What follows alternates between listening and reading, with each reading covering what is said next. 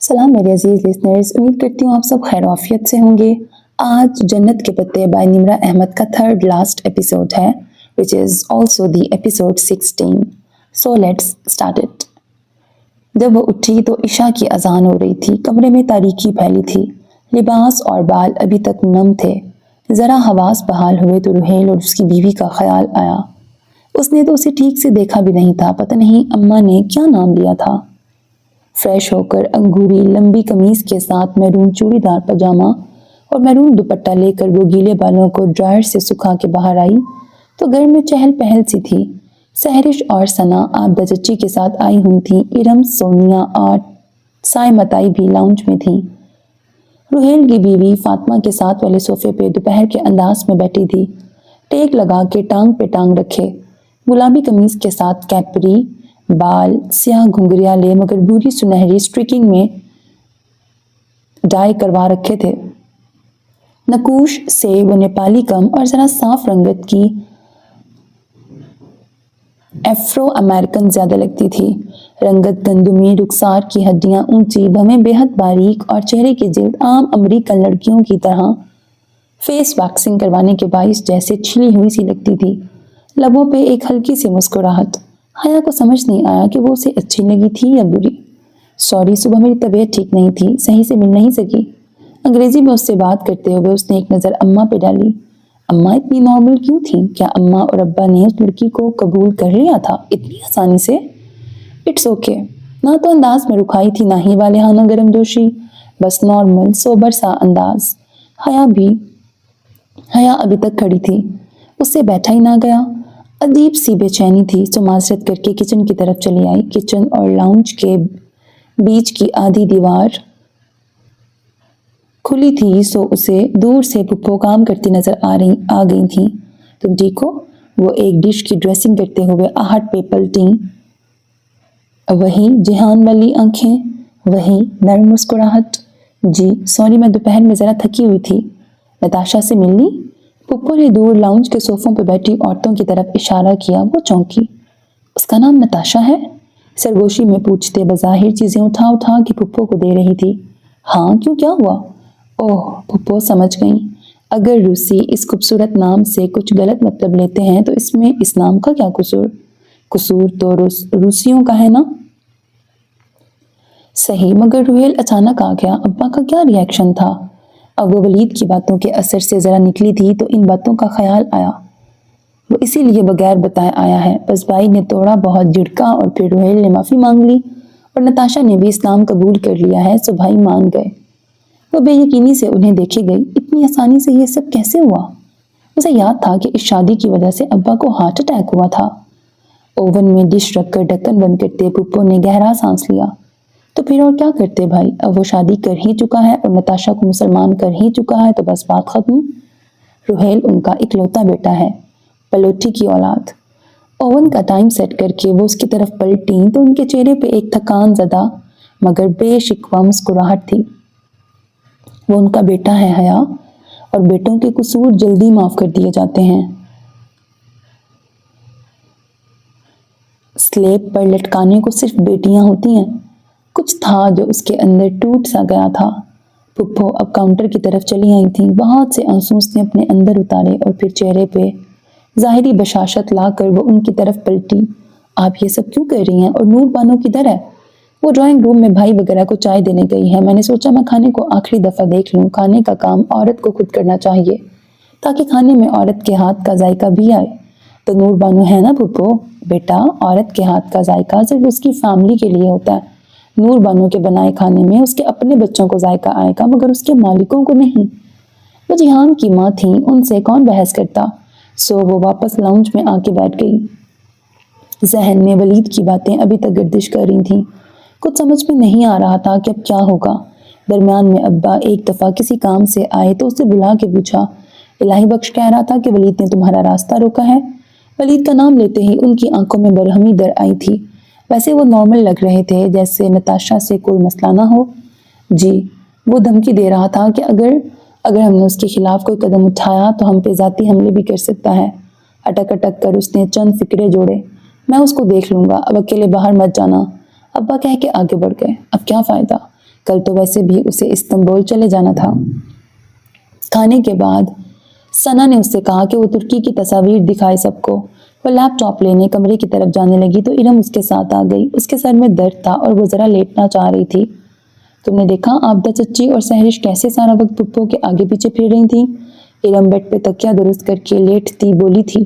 واقعی سحرش سارا وقت صرف پھپھو سے بات چیت کرتی رہی تھی، جیسے مجھے ان کی پرواہ ہے۔ وہ لیپ ٹاپ اٹھائے باہر آ گئی۔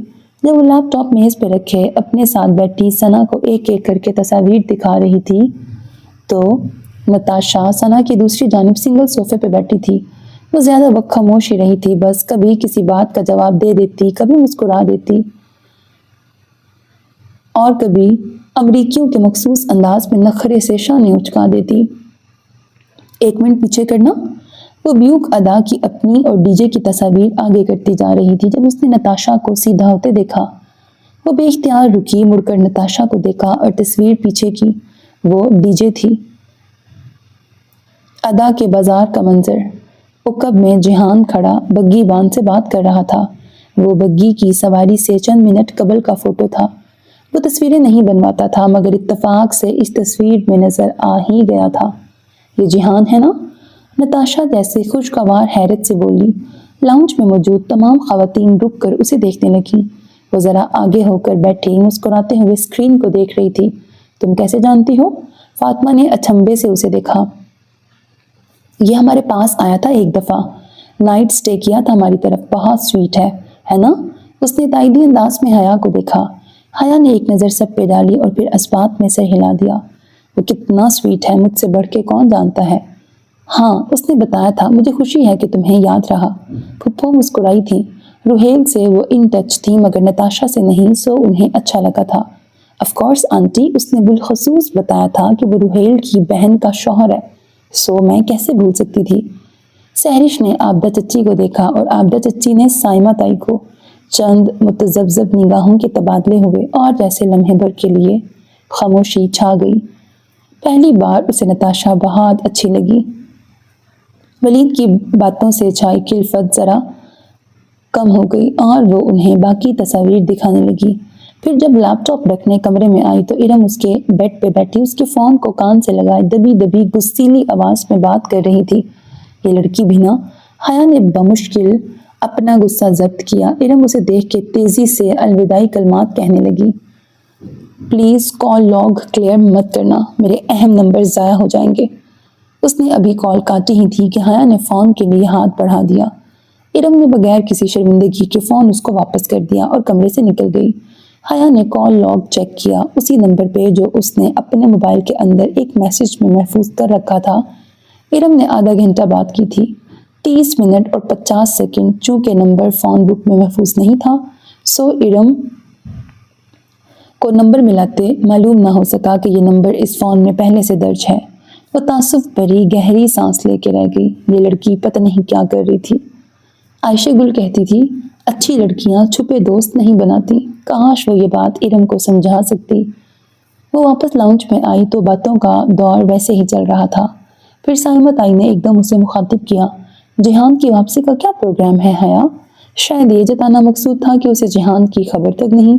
اس نے بہت ضبط سے گہرا سانس لیا۔ سبین پھپھو ابھی اٹھ کر کچن تک گئی تھی۔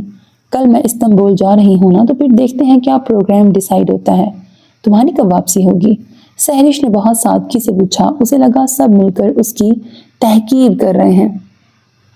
کچھ نہیں کہہ سکتی، جہان کے پروگرام پہ منحصر ہے۔ اس نے بے پرواہی سے شانے اچکائے۔ شاید ہفتہ لگ جائے، پھر ہم ساتھ میں واپس آئیں گے۔ اس کے لہجے کی مضبوطی پہ سب نے، حتیٰ کہ فاطمہ نے بھی اسے بے اختیار دیکھا۔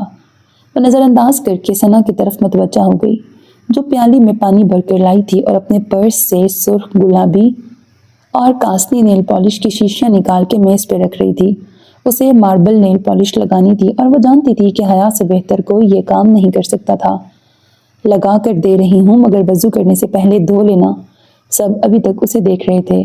وہ جیسے بے نیاز سی ہو کے ہر نیل پالش کا ایک ایک قطرہ پانی میں ٹپکانے لگی۔ تینوں رنگ بلبلوں کی صورت میں پانی کی سطح پہ تیرنے لگے، اس کی امیدوں اور دعووں جیسے بلبلے۔ وہ جانتی تھی کہ وہ بہت بڑی بات کہہ گئی ہے۔ جہان ترکی میں نہیں تھا اور وہ اس کے ساتھ واپس نہیں آئے گا، مگر وہ ان کو مزید خود پہ ہنسنے کا موقع نہیں دینا چاہتی تھی۔ اب انگوٹھا ڈالو۔ اس کے کہنے پہ ثنا نے انگوٹھا پانی میں ڈبو کر نکالا تو ناخن پہ تینوں رنگوں کا ماربل پرنٹ چھپ گیا۔ واو! ثنا ستائش سے انگوٹھے کو ہر زاویے سے دیکھنے لگی۔ وہ قدرتی سا ڈیزائن تھا اور بہت خوبصورت تھا۔ قدرت کے ڈیزائن بھی کس قدر خوبصورت ہوتے ہیں نا، انسان کی ڈیزائننگ سے زیادہ خوبصورت۔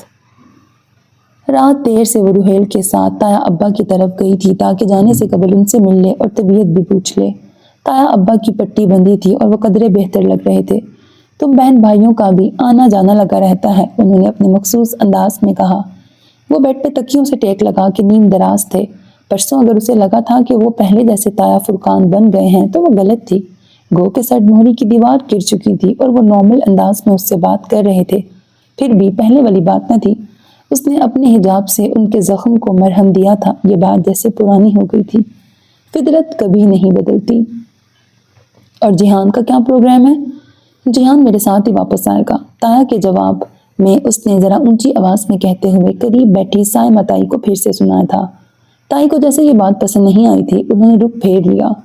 واپسی پہ دونوں گھروں کا درمیانی دروازہ عبور کرتے ہوئے روحیل نے پوچھا، سائمہ تائی صبح بتا رہی تھی کہ جہان تمہیں تمہارے برقعے کی ضد کی وجہ سے چھوڑ کے گیا ہے؟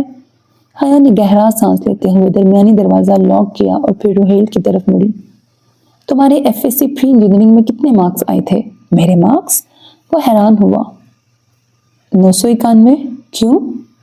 اور جب تمہارے 991 نمبر آئے تھے تو سائمہ تائی نے کہا تھا کہ اس فیڈرل بورڈ والوں سے پیپر گم ہو گئے تھے، سو انہوں نے رینڈملی مارکنگ کرتے ہوئے شیرینی کی طرح نمبر بانٹے ہیں۔ اور اس بات کو خاندان والوں سے سن کے تم نے کہا تھا کہ ایک منٹ مجھے تمہارے الفاظ دہرانے دو۔ وہ اس شام میں پہلی مرتبہ مسکرائی۔ تم نے کہا تھا سائمہ تائی اس دنیا کی سب سے جھوٹی خاتون ہے۔ اوکے سمجھ گیا۔ روحیل ہنستے ہوئے سر جھٹک کر اس کے ساتھ پورچ کی طرف بڑھ گیا۔ 6 ماہ قبل اس نے ایک بھیانک خواب دیکھا تھا۔ اس واہیات ویڈیو کی سی ڈی گھر پہنچ گئی تھی۔ ایرم لاؤنج میں زمین پہ بیٹھی رو رہی تھی اور تایا، ابا، روحیل سب وہاں موجود تھے۔ تب اس نے سوچا تھا کہ روحیل تو امریکہ میں ہے، پھر ادھر کیسے آیا؟ مگر اب روحیل ادھر آ گیا تھا۔ اس بھیانک منظر کے سارے کردار یہاں موجود تھے۔ جب وہ ترکی سے واپس آئے گی تو کیا اس کا استقبال اس خواب جیسا ہوگا؟ اس سے آگے وہ کچھ سوچنا نہیں چاہتی تھی۔ استنبول ویسا ہی تھا جیسے وہ چھوڑ کے گئی تھی۔ ٹاکسن کے مجسمہ، آزادی کے پتھروں کا رنگ، ٹیولپس کی مہک، استقلال جدیسی میں چلتے لوگ، سبانجی کی مصنوعی جھیل، ہر شے پہلے جیسی تھی۔ بس ڈی جے نہیں تھی اور جہان نہیں تھا، مگر ان دونوں کا عکس استنبول کے ہر گلی کوچے اور باسفورس کے نیلے جھاگ کے ہر بلبلے میں جھلملا رہا تھا۔ اس شہر نے اس کی زندگی بدل دی تھی اور اب اس بدلی ہوئی پوری زندگی میں وہ اس شہر کو بھول نہیں سکتی تھی۔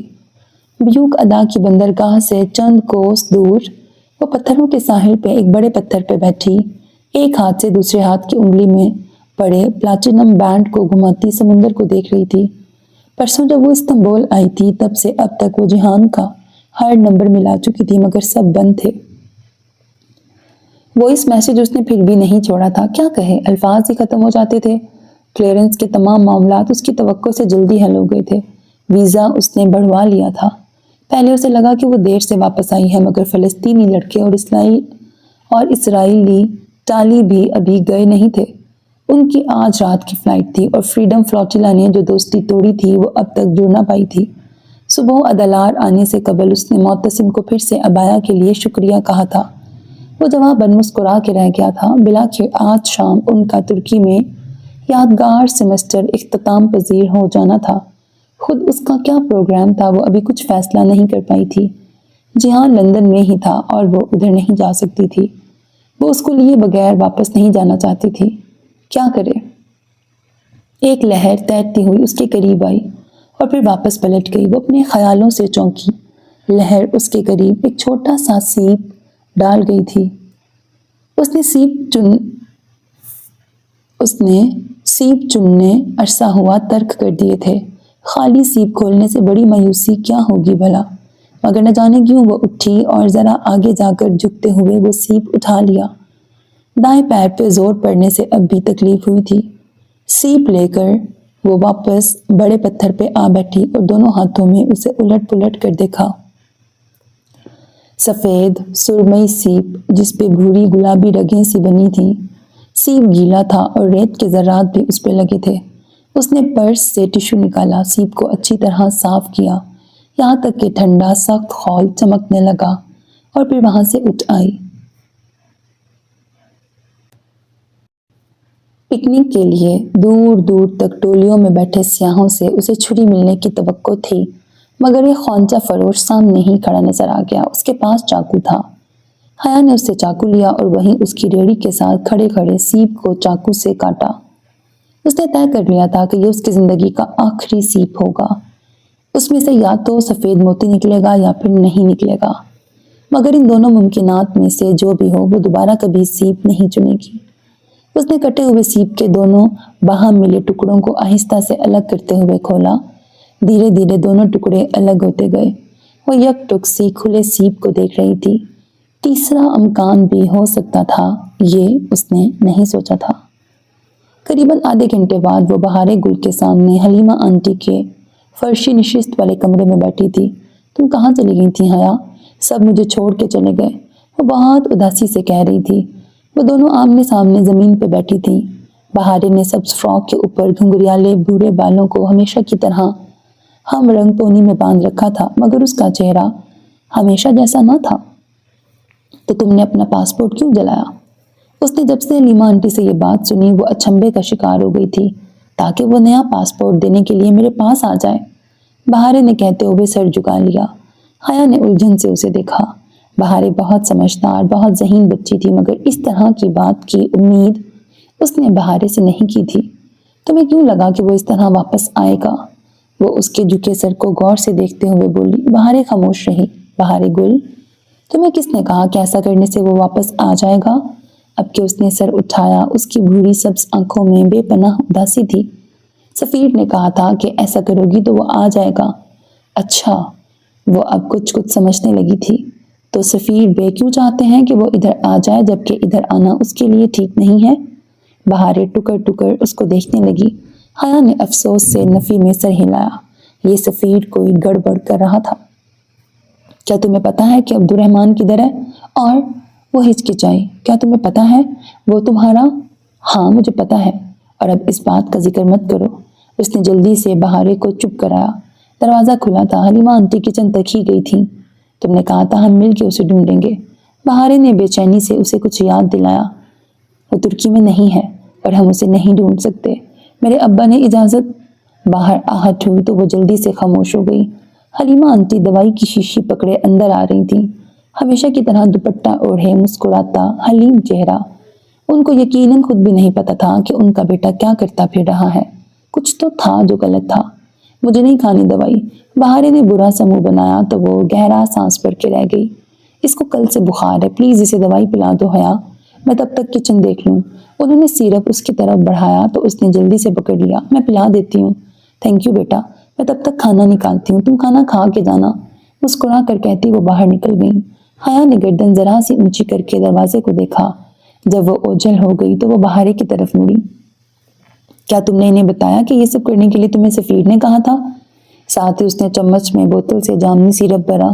بہارے نے نفی میں سر ہلاتے ہوئے منہ کھولا۔ اس نے چمچ اس کے منہ میں رکھا۔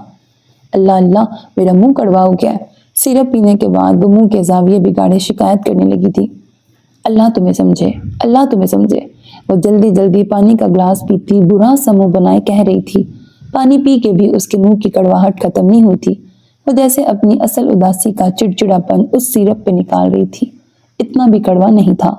ٹھہرو، میرے پاس کینڈی یا چاکلیٹ ہوگی۔ اس نے قالین پہ رکھا اپنا پرس کھولا اور اندر ہاتھ سے ٹٹولا۔ صبح پرس میں چیزیں ڈالتے ہوئے اس نے دیکھا تھا کہ کینڈی اندر رکھی تھی، ایک گلابی ریپر والی کینڈی اور ایک خالی ریپر۔ اس نے دونوں چیزیں باہر نکال لیں اور کینڈی بہارے کو دی۔ شکریہ۔ بہارے نے جلدی سے کینڈی کھول کے منہ میں رکھی۔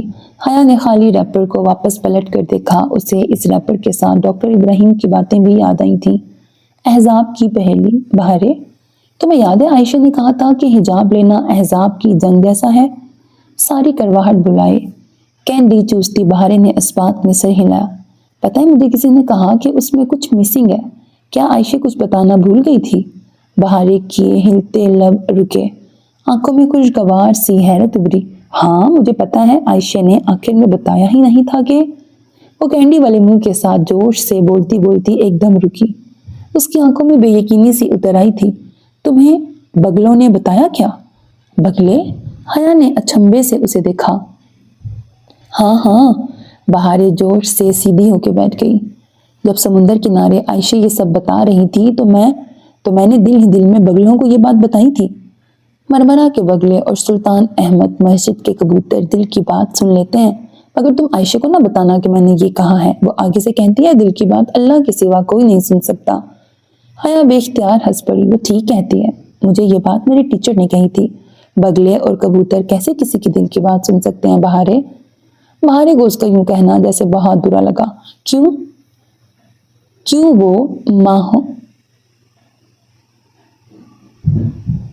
کیوں وہ محسن کی دل کی بات تو سنتے تھے نا، اسی لیے وہ کبوتر بن گئی تھی، تو میرے دل کی بات کیوں نہیں سن سکتے؟ محسن کون؟ وہ ذرا چونکی، اسے لگا اس نے یہ بات پہلے بھی کہیں سنی تھی۔ محسن جو کبوتر بن گئی تھی؟ کیا تم نے محسن کا واقعہ نہیں سن رکھا؟ بہارے کو اس کی لا علمی نے حیران کیا۔ نہیں، تم سناؤ۔ اوکے۔ بہارے نے کرچ کرچ کی آواز کے ساتھ جلدی جلدی کینڈی چبائی اور کسی ماہر داستان گو کی طرح سنانے لگی۔ ایک دفعہ کا ذکر ہے، کپادوکیا میں ایک نواب کی بیٹی رہتی تھی، اس کا نام محسن تھا۔ ایک دن محسن نے دیکھا کہ اس کے گھر کے باہر ایک لڑکا کچھ چیزیں بیچ رہا ہے۔ اس کے پاس کڑھائی کیے ہوئے رومال، قالین اور… ایک منٹ، اتنی لمبی کہانی میں نہیں سن سکتی، صرف ہائی لائٹس بتاؤ۔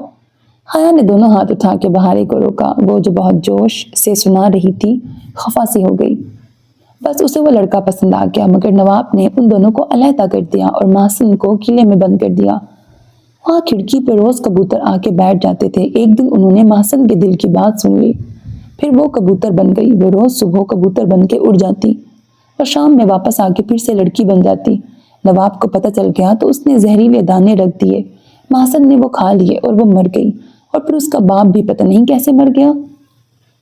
آخری بات بہارے نے ہاتھ جھلا کر بہت ناراضگی کے عالم میں کہی تھی، مگر حیا سن نہیں رہی تھی۔ وہ ہاتھ میں پکڑے ریپر کو دیکھ رہی تھی۔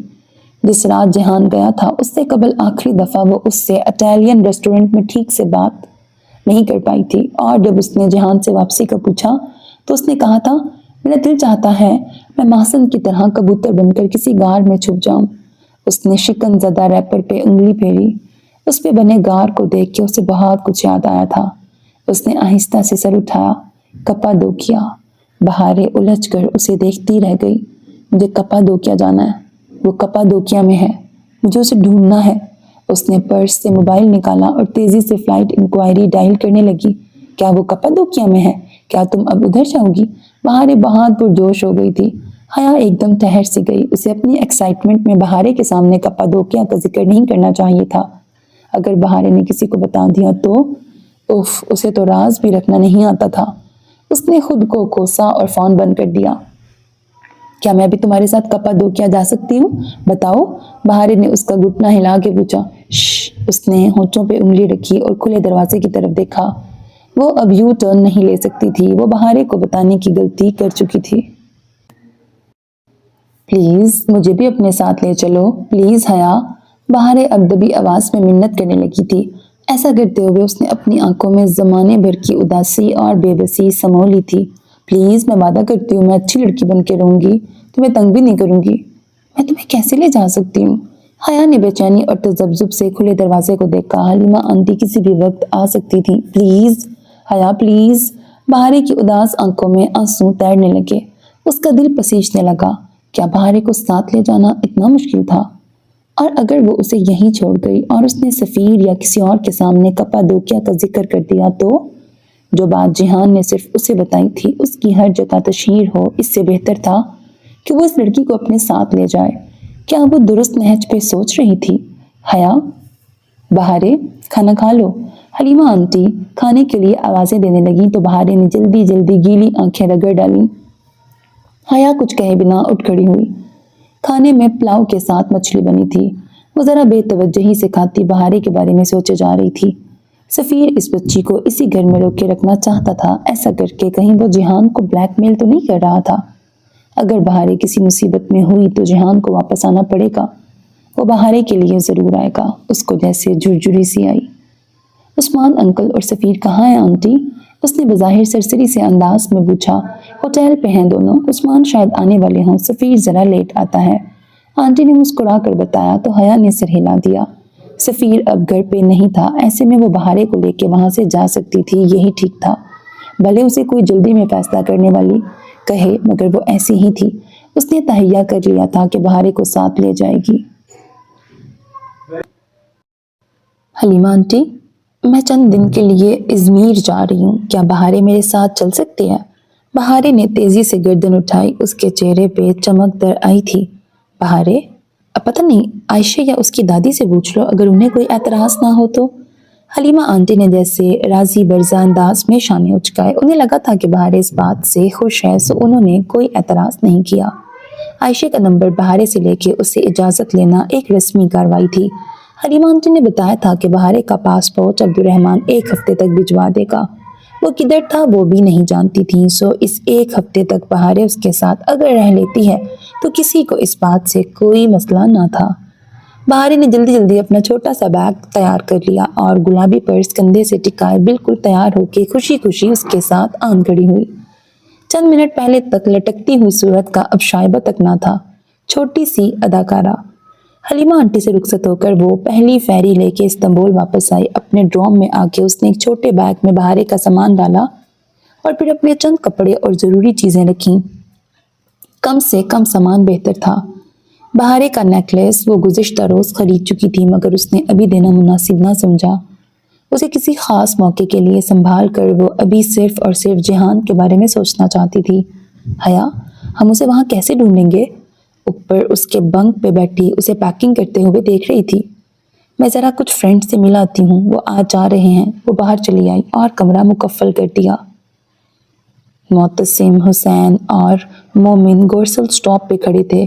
चाली भी उनसे ज़रा फासले पे खड़ी थी। सबके बैग्स उनके पास थे।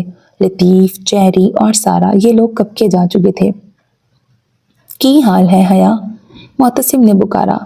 हाली बखैर, क्या तुम लोग अभी निकल रहे हो?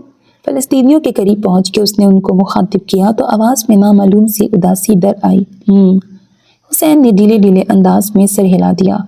ज़िंदगी में हर चीज़ का इख्तिताम होता है, और अब जबकि इस सफ़र का इख्तिताम पहुंच रहा था, एक अजीब सी कसक दिल में उठ रही थी। काश ये सफ़र कभी ख़त्म ना होता। काश हम सब हमेशा इधर रहते। वो एक साथ पढ़ते रहते और एक साथ पढ़ते रहते।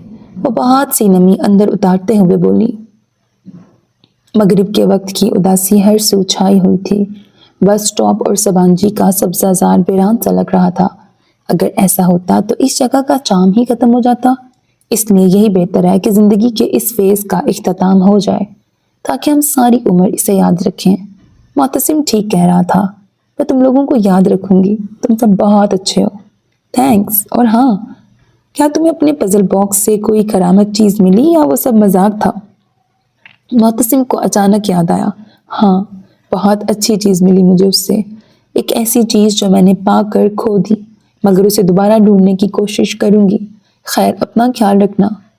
अल्लाह हाफिज कह के उनके पास से हटकर वो टाली की तरफ आई। बेचारी टाली, कितनी बेज़रर सी थी वो।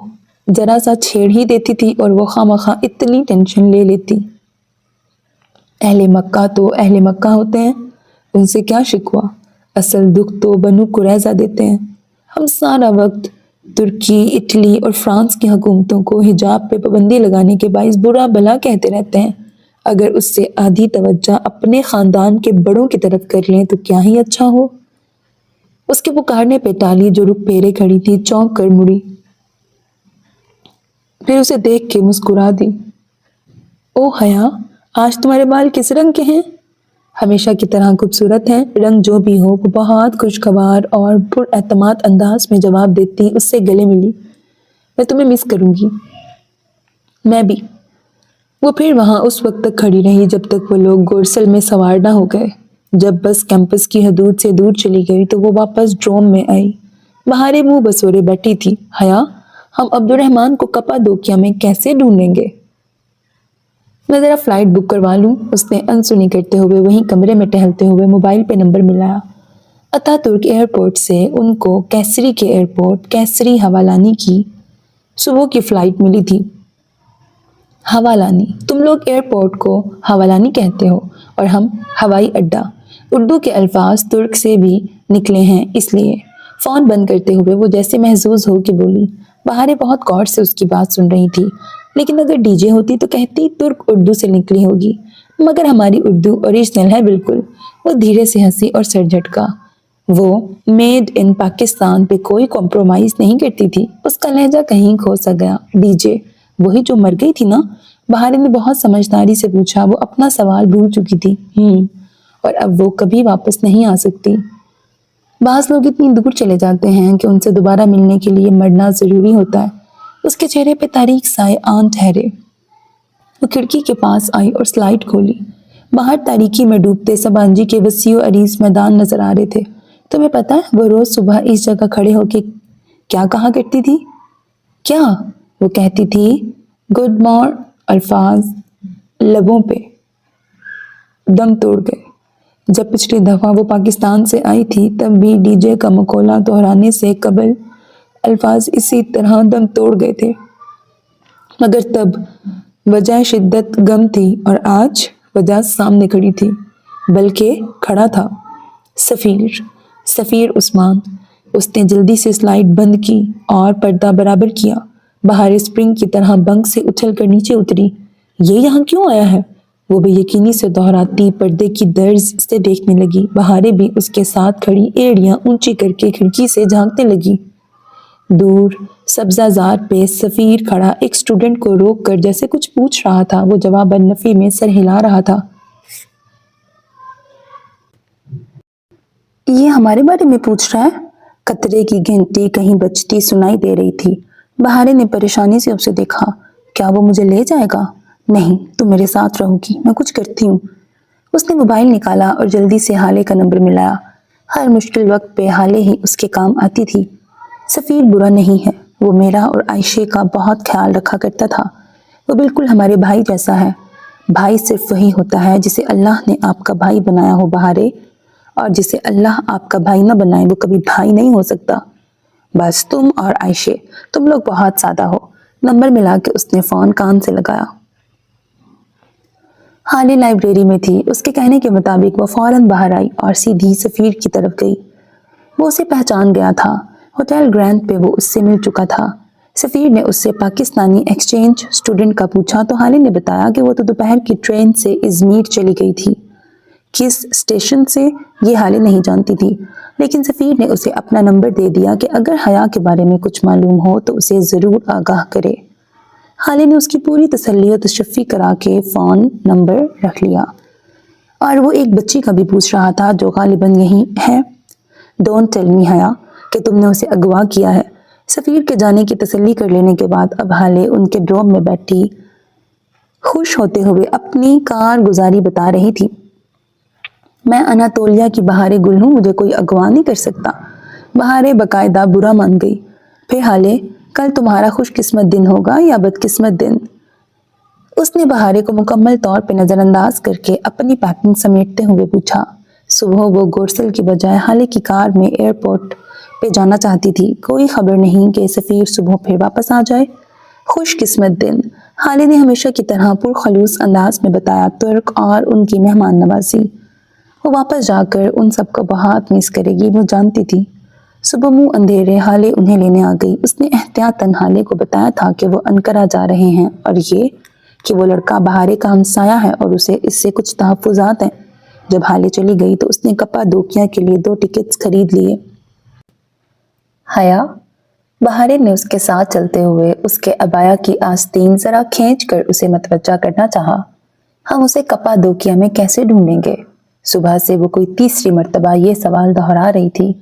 तेज चलो बहारे, हमें जल्दी पहुंचना है। हया, टेल मी नाउ। बहारे का सब्र का पैमाना लबरेज हो गया था। वो एकदम जोर से चीखी। हया ने पलट कर उसे देखा। वो बहुत गुस्से और खफगी से उसे देख रही थी। अतराफ में लोग भी मुड़ मुड़ कर देखने लगे। Sorry sorry. वो हाथ उठाकर उन ठिठक कर देखते लोगों से माजरत करती वापस बहारे के पास आई। उसके सामने पंजों के बल बैठी और गहरा सांस लेके उसे देखा। तुमने कभी समुंदर से मछलियां पकड़ी हैं? बहारे की आंखों में उलझन दर आई, मगर उसने अस्पात में सर हिला दिया। जब इतने बड़े समुंदर से मछली पकड़नी हो तो क्या करते हैं बहारे? फिश रॉड की कुंडी पे छोटी मछली लगाते हैं और रॉड पानी में डाल के किनारे पे बैठ के इंतजार करते हैं। बड़ी मछली खुद ब खुद तैर कर हमारे पास आ जाती है ना? हम कपादोकिया मछलियां पकड़ने जा रहे हैं यार। बहारे को बेपनाह हैरत हुई। नहीं मेरी बहन, उसने गहरा सांस लिया।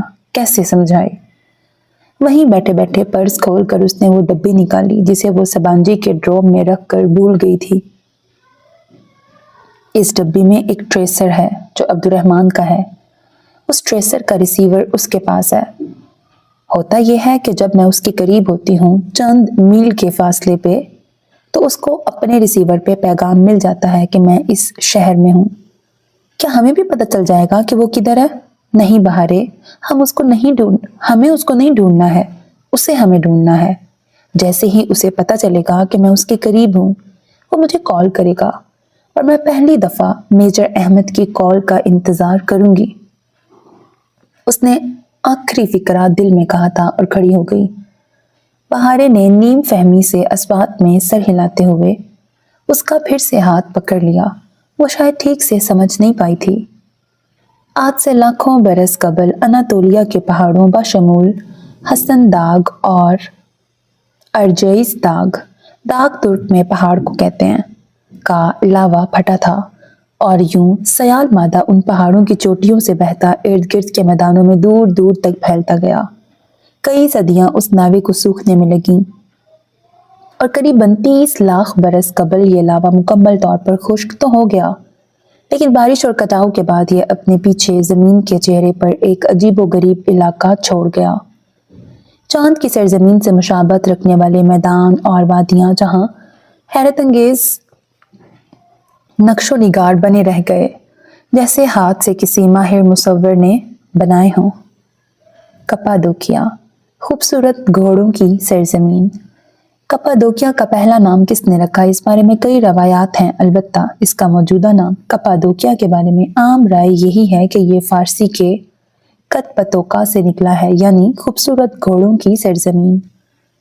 इस खुश्की और सब्जे का इम्तजाज लिए इलाके की मिट्टी की ऊपरी सतह खासी नरम है, जिसके बाइस गए वक्तों की ईसाई तहजीबों ने यहाँ पहाड़ों के अंदर गार नुमा बड़े बड़े घर और चर्च बना लिए थे। उनकी खिड़कियां यूं होती कि दूर से लगता जैसे किसी पहाड़ी की बहुत सी आंखें हों। जमीन के अंदर बने सैकड़ों शहर आज भी यहाँ मौजूद थे। सदियों पुराना गारों से बना हुआ खूबसूरत कपादोकिया, महासंद के कबूतरों की सरजमीन। कपादोकिया तुर्की के सूबे नौ शहर में वाक़या है। इसमें छोटे छोटे शहर थे जैसे अर्गब और गोरे में वगैरह, जहाँ घर, इबादत गाहें, होटल सब गारों की सूरत बने थे। अर्गब से घंटा भर की ड्राइव पे केसरी का एयरपोर्ट केसरी हवालानी था, जहाँ उसका जहाज इस सुबह उतरा था। हम कहाँ रहेंगे हया? बहारे उसका हाथ पकड़े एयरपोर्ट के लाउंज में उसके हमरा चलते हुए उससे बार बार पूछ रही थी। किसी होटल में रहेंगे ना, पहले कुछ खा लेते हैं। और अगर अब्दुर्रहमान ने फोन ही बंद रखा हुआ तो? इस नुक्ते पे पहुंच के उसका अपना दिल डूब कर उभरा। ये वो आखिरी बात थी जो वो सोचना नहीं चाहती थी।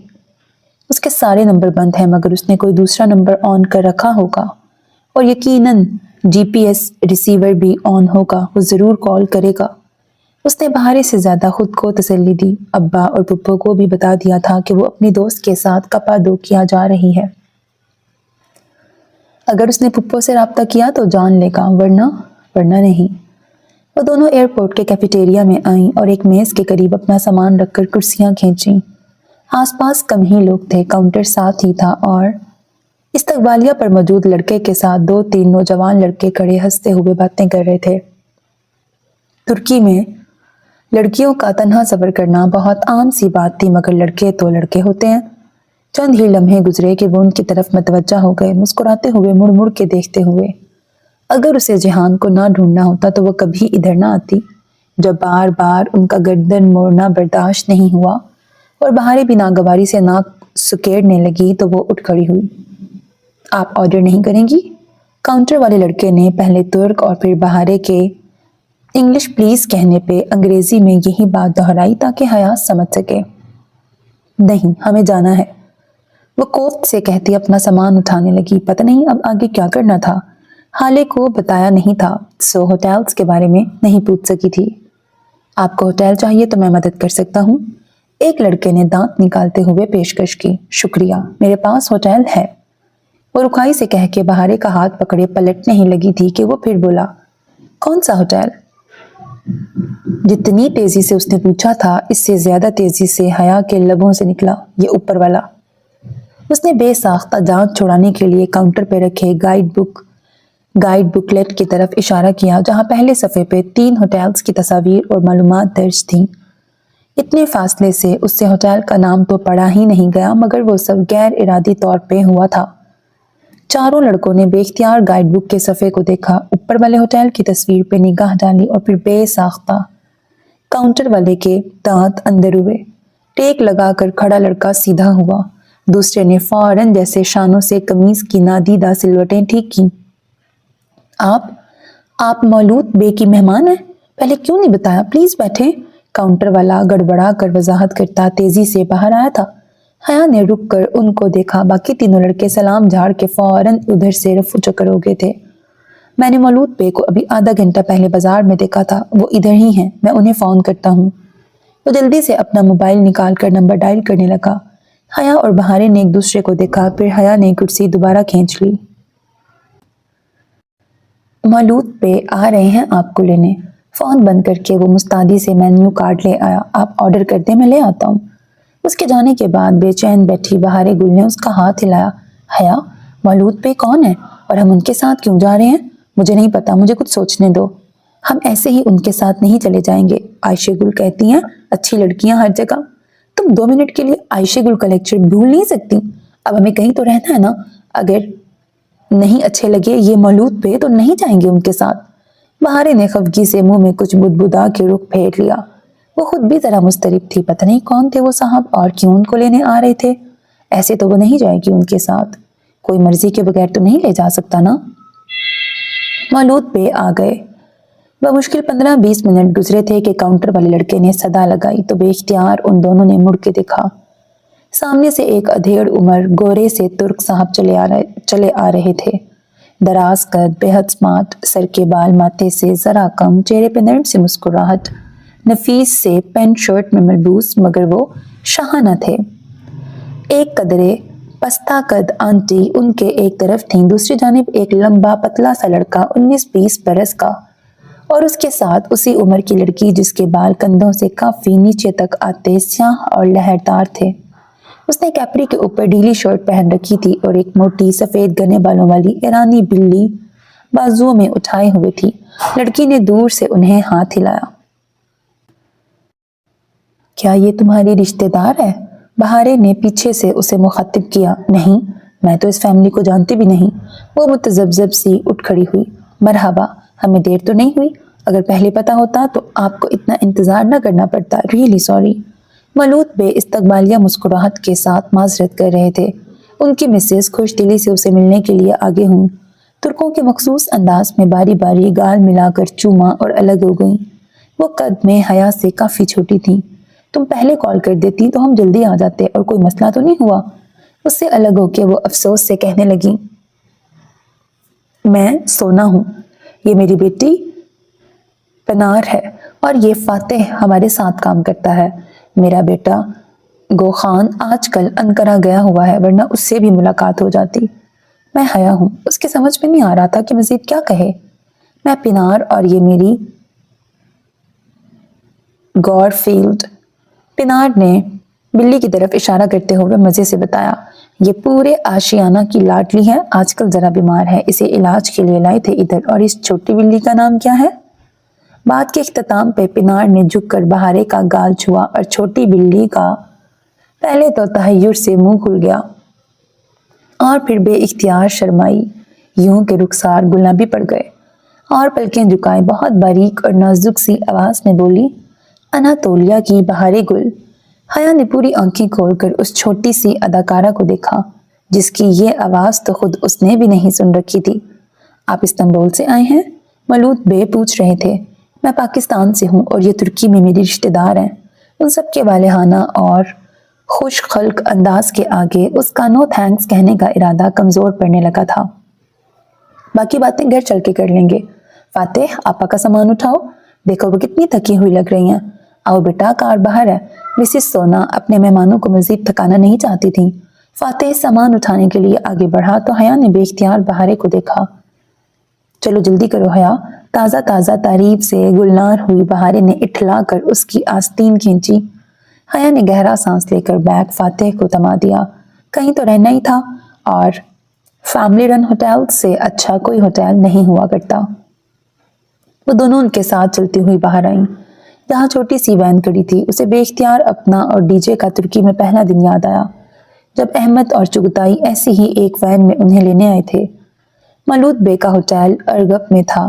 تقریباً گھنٹے کی ڈرائیو تھی۔ کھڑکی کے اس پار کپادوکیا کا خشک علاقہ نظر آ رہا تھا، پوری سرار خاموش دنیا سے الگ تھلگ گاروں سے بنے خوبصورت گھوڑوں کی سرزمین۔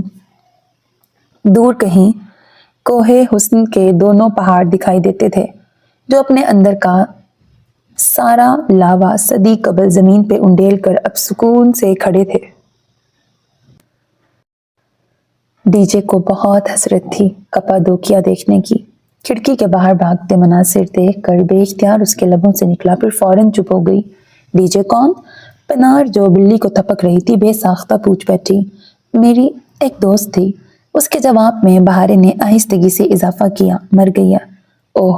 پنار نے اسے تعصب سے دیکھا۔ جب تمہاری بلی مر جائے گی تو وہ ڈی جے کے پاس چلی جائے گی۔ چند لمحوں بعد بہارے نے بہت سمجھداری سے پنار کی معلومات میں مزید اضافہ کرنا چاہا۔ بہارے گل، بہت ہو گیا۔ اس نے ہڑبڑا کر اسے ٹوکا، پھر معذرت کرنی چاہی۔ سوری، یہ بس ایسے ہی بولتی رہتی ہے۔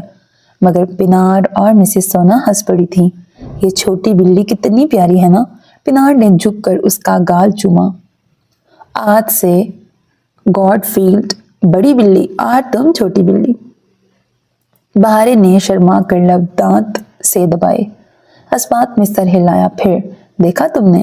والی فاتحانہ نظروں سے حیا کو دیکھا۔ حیا نے گہرا سانس لے کر سر جھٹکا۔ یہ لڑکی بہت پٹے گی اس کے ہاتھوں۔ آشیانہ کیو ہاؤس ایک چھوٹا سا 2 منزلہ ہوٹل تھا۔ ننھی سی پہاڑی کو کاٹ کر بنایا گیا تھا، سامنے سے جیسے کوئی بنگلہ سا لگتا تھا۔ ایک طرف باہر سے جاتی سیڑھیاں، اوپر ٹیرس، سامنے صحن تھا۔ ٹیرس اور گراؤنڈ فلور دونوں کے برآمدے محرابی تھے۔ اندر آدھے کمرے پہاڑ کو کاٹ کر بنائے گئے تھے۔ وہ کوئی بہت اونچی پہاڑی نہیں تھی، ہوٹل کی چھت سے بھی ذرا کم تھی۔ ہوٹل کی پشت اس پہاڑی میں گویا دھسی ہوئی تھی۔ چھوٹا سا خوبصورت سا آشیانہ مولود ہلیج کا کپادوکیا میں ایک خاص مقام تھا۔ وہ اس علاقے کے ڈسٹرکٹ چیف تھے، لوگ ان سے ڈرتے بھی تھے اور ان کی عزت بھی کرتے تھے۔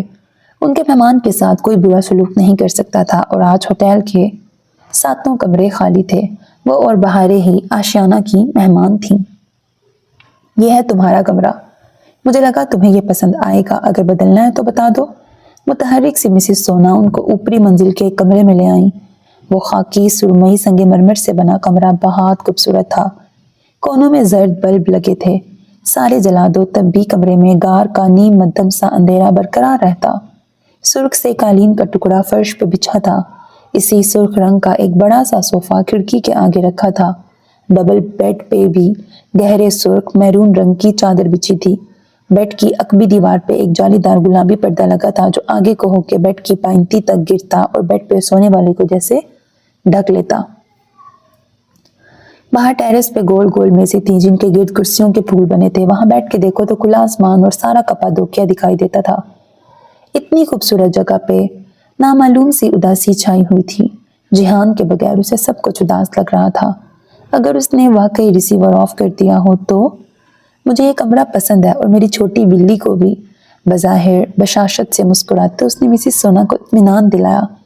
آشیانہ شہر سے ذرا الگ تھلگ تھا، سو مولود بے نے کہہ دیا تھا کہ وہ جہاں جانا چاہیں وہ انہیں ڈراپ کر دیں گے۔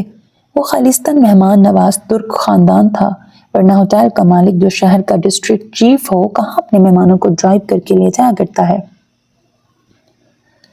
मौलूद बे को पूरा कप्पादोकिया जानता था। उनके मेहमानों को किसी भी किस्म के टूर पैकेज पे खसूसी डिस्काउंट मिल जाता था। उनका नाम मौलूद उर्दू लफ्ज नो मौलूद का मौलूद ही था। हमारे वो नाम जो दाल पे ख़त्म होते हैं, तुर्क उन्हें ते पे ख़त्म करते थे। वो अहमद को अहमद, बुलंद को बुलंद और मौलूद को मौलूद पुकारते थे। ऐसे ही हमारे वो नाम जिनके आखिर में बा आता है, तुर्क उनके आखिर में पा लगाया करते थे। यूँ तैयब से बना तैयब, अयूब से अयूब और ज़ैनब से ज़ैनब। वो सारा दिन कमरे में ही रहीं। फिर शाम को मिसेस सोना और फातेह शहर जा रहे थे तो उनके साथ चली गईं। हया की ट्रेसर वाली डब्बी पर्स में साथ ही थी। अगर वो उधर हुआ तो जान लेगा कि वो उसके करीब है। पता नहीं दिल के रिश्ते ज़्यादा मजबूत थे या GPS के। मगर जब रात उतर आई और फ़ोन नहीं बजा तो वो उम्मीद खोने लगी। अगला पूरा दिन भी उन्होंने कमरे में गुजारा। खाना भी वहीं मंगवाया। मिसेस सोना के हाथ के बने सलाद, जेली, जैम, बिल्कुल घर जैसा जायका। फिर भी वो बहुत बेजारी महसूस कर रही थी। बाहर जाना चाहती थी मगर उसने मना कर दिया। क्या अब्दुर्रहमान कॉल नहीं करेगा? उसने सुबह से कोई 10वीं दफ़ा पूछा। मुझे नहीं पता, फजूल बातें मत करो। बाहरी की आंखों में नाराज की दर आई। तुमने अगर दोबारा मुझसे ऐसे बात की तो मैं यहाँ से चली जाऊंगी। मैंने कहा ना फजूल बातें मत करो। सख्ती से झिड़क कर वो ड्रेसिंग रूम में जाने के लिए उठी। बाहर नाक सुकेड़ के मुंह में कुछ बुड़बुड़ाई। क्या कहा तुमने? वो जाते जाते जैसे तप कर पलटी। नहीं बताऊंगी। बाहर उतने ही गुस्से से कहती टेरेस की तरफ चली गई। रात में मिसेस सोना उन्हें बुलाने आ गई। तुम लोग सुबह से कमरे से नहीं निकले, तबीयत तो ठीक है? हस्बे तवक्को वो फिक्रमंद हो गई थी। टूरिस्ट सैर के लिए ना जाए ये उनके लिए अजीब सी बात थी। नहीं, वो दरअसल एक दोस्त ने इस्तांबुल से आना था, उसका इंतजार कर रहे हैं। वो आ जाए तो मिलकर कप्पादोकिया देखेंगे। उसने जल्दी से वजाहत दी। और फिर उनके इसरार पर वो दोनों डिनर के लिए नीचे चली आईं। निचली मंजिल का डाइनिंग हॉल पत्थर की दीवारों से बना मध्यम सा रोशन था। 2-4 मेजें कुर्सियां रखी थीं। दीवारों के साथ फर्शी निशिस्त के तर्ज के जमीन से 2 बालिश्त ऊंचे पत्थर के सोफे बने थे जिन पे मैरून तुर्क कालीन बिछे थे। उसने भी उसी मैरून शेड का अजरक का कुर्ता और स्याह ट्राउजर पहन रखा था, ऊपर स्याह हिजाब।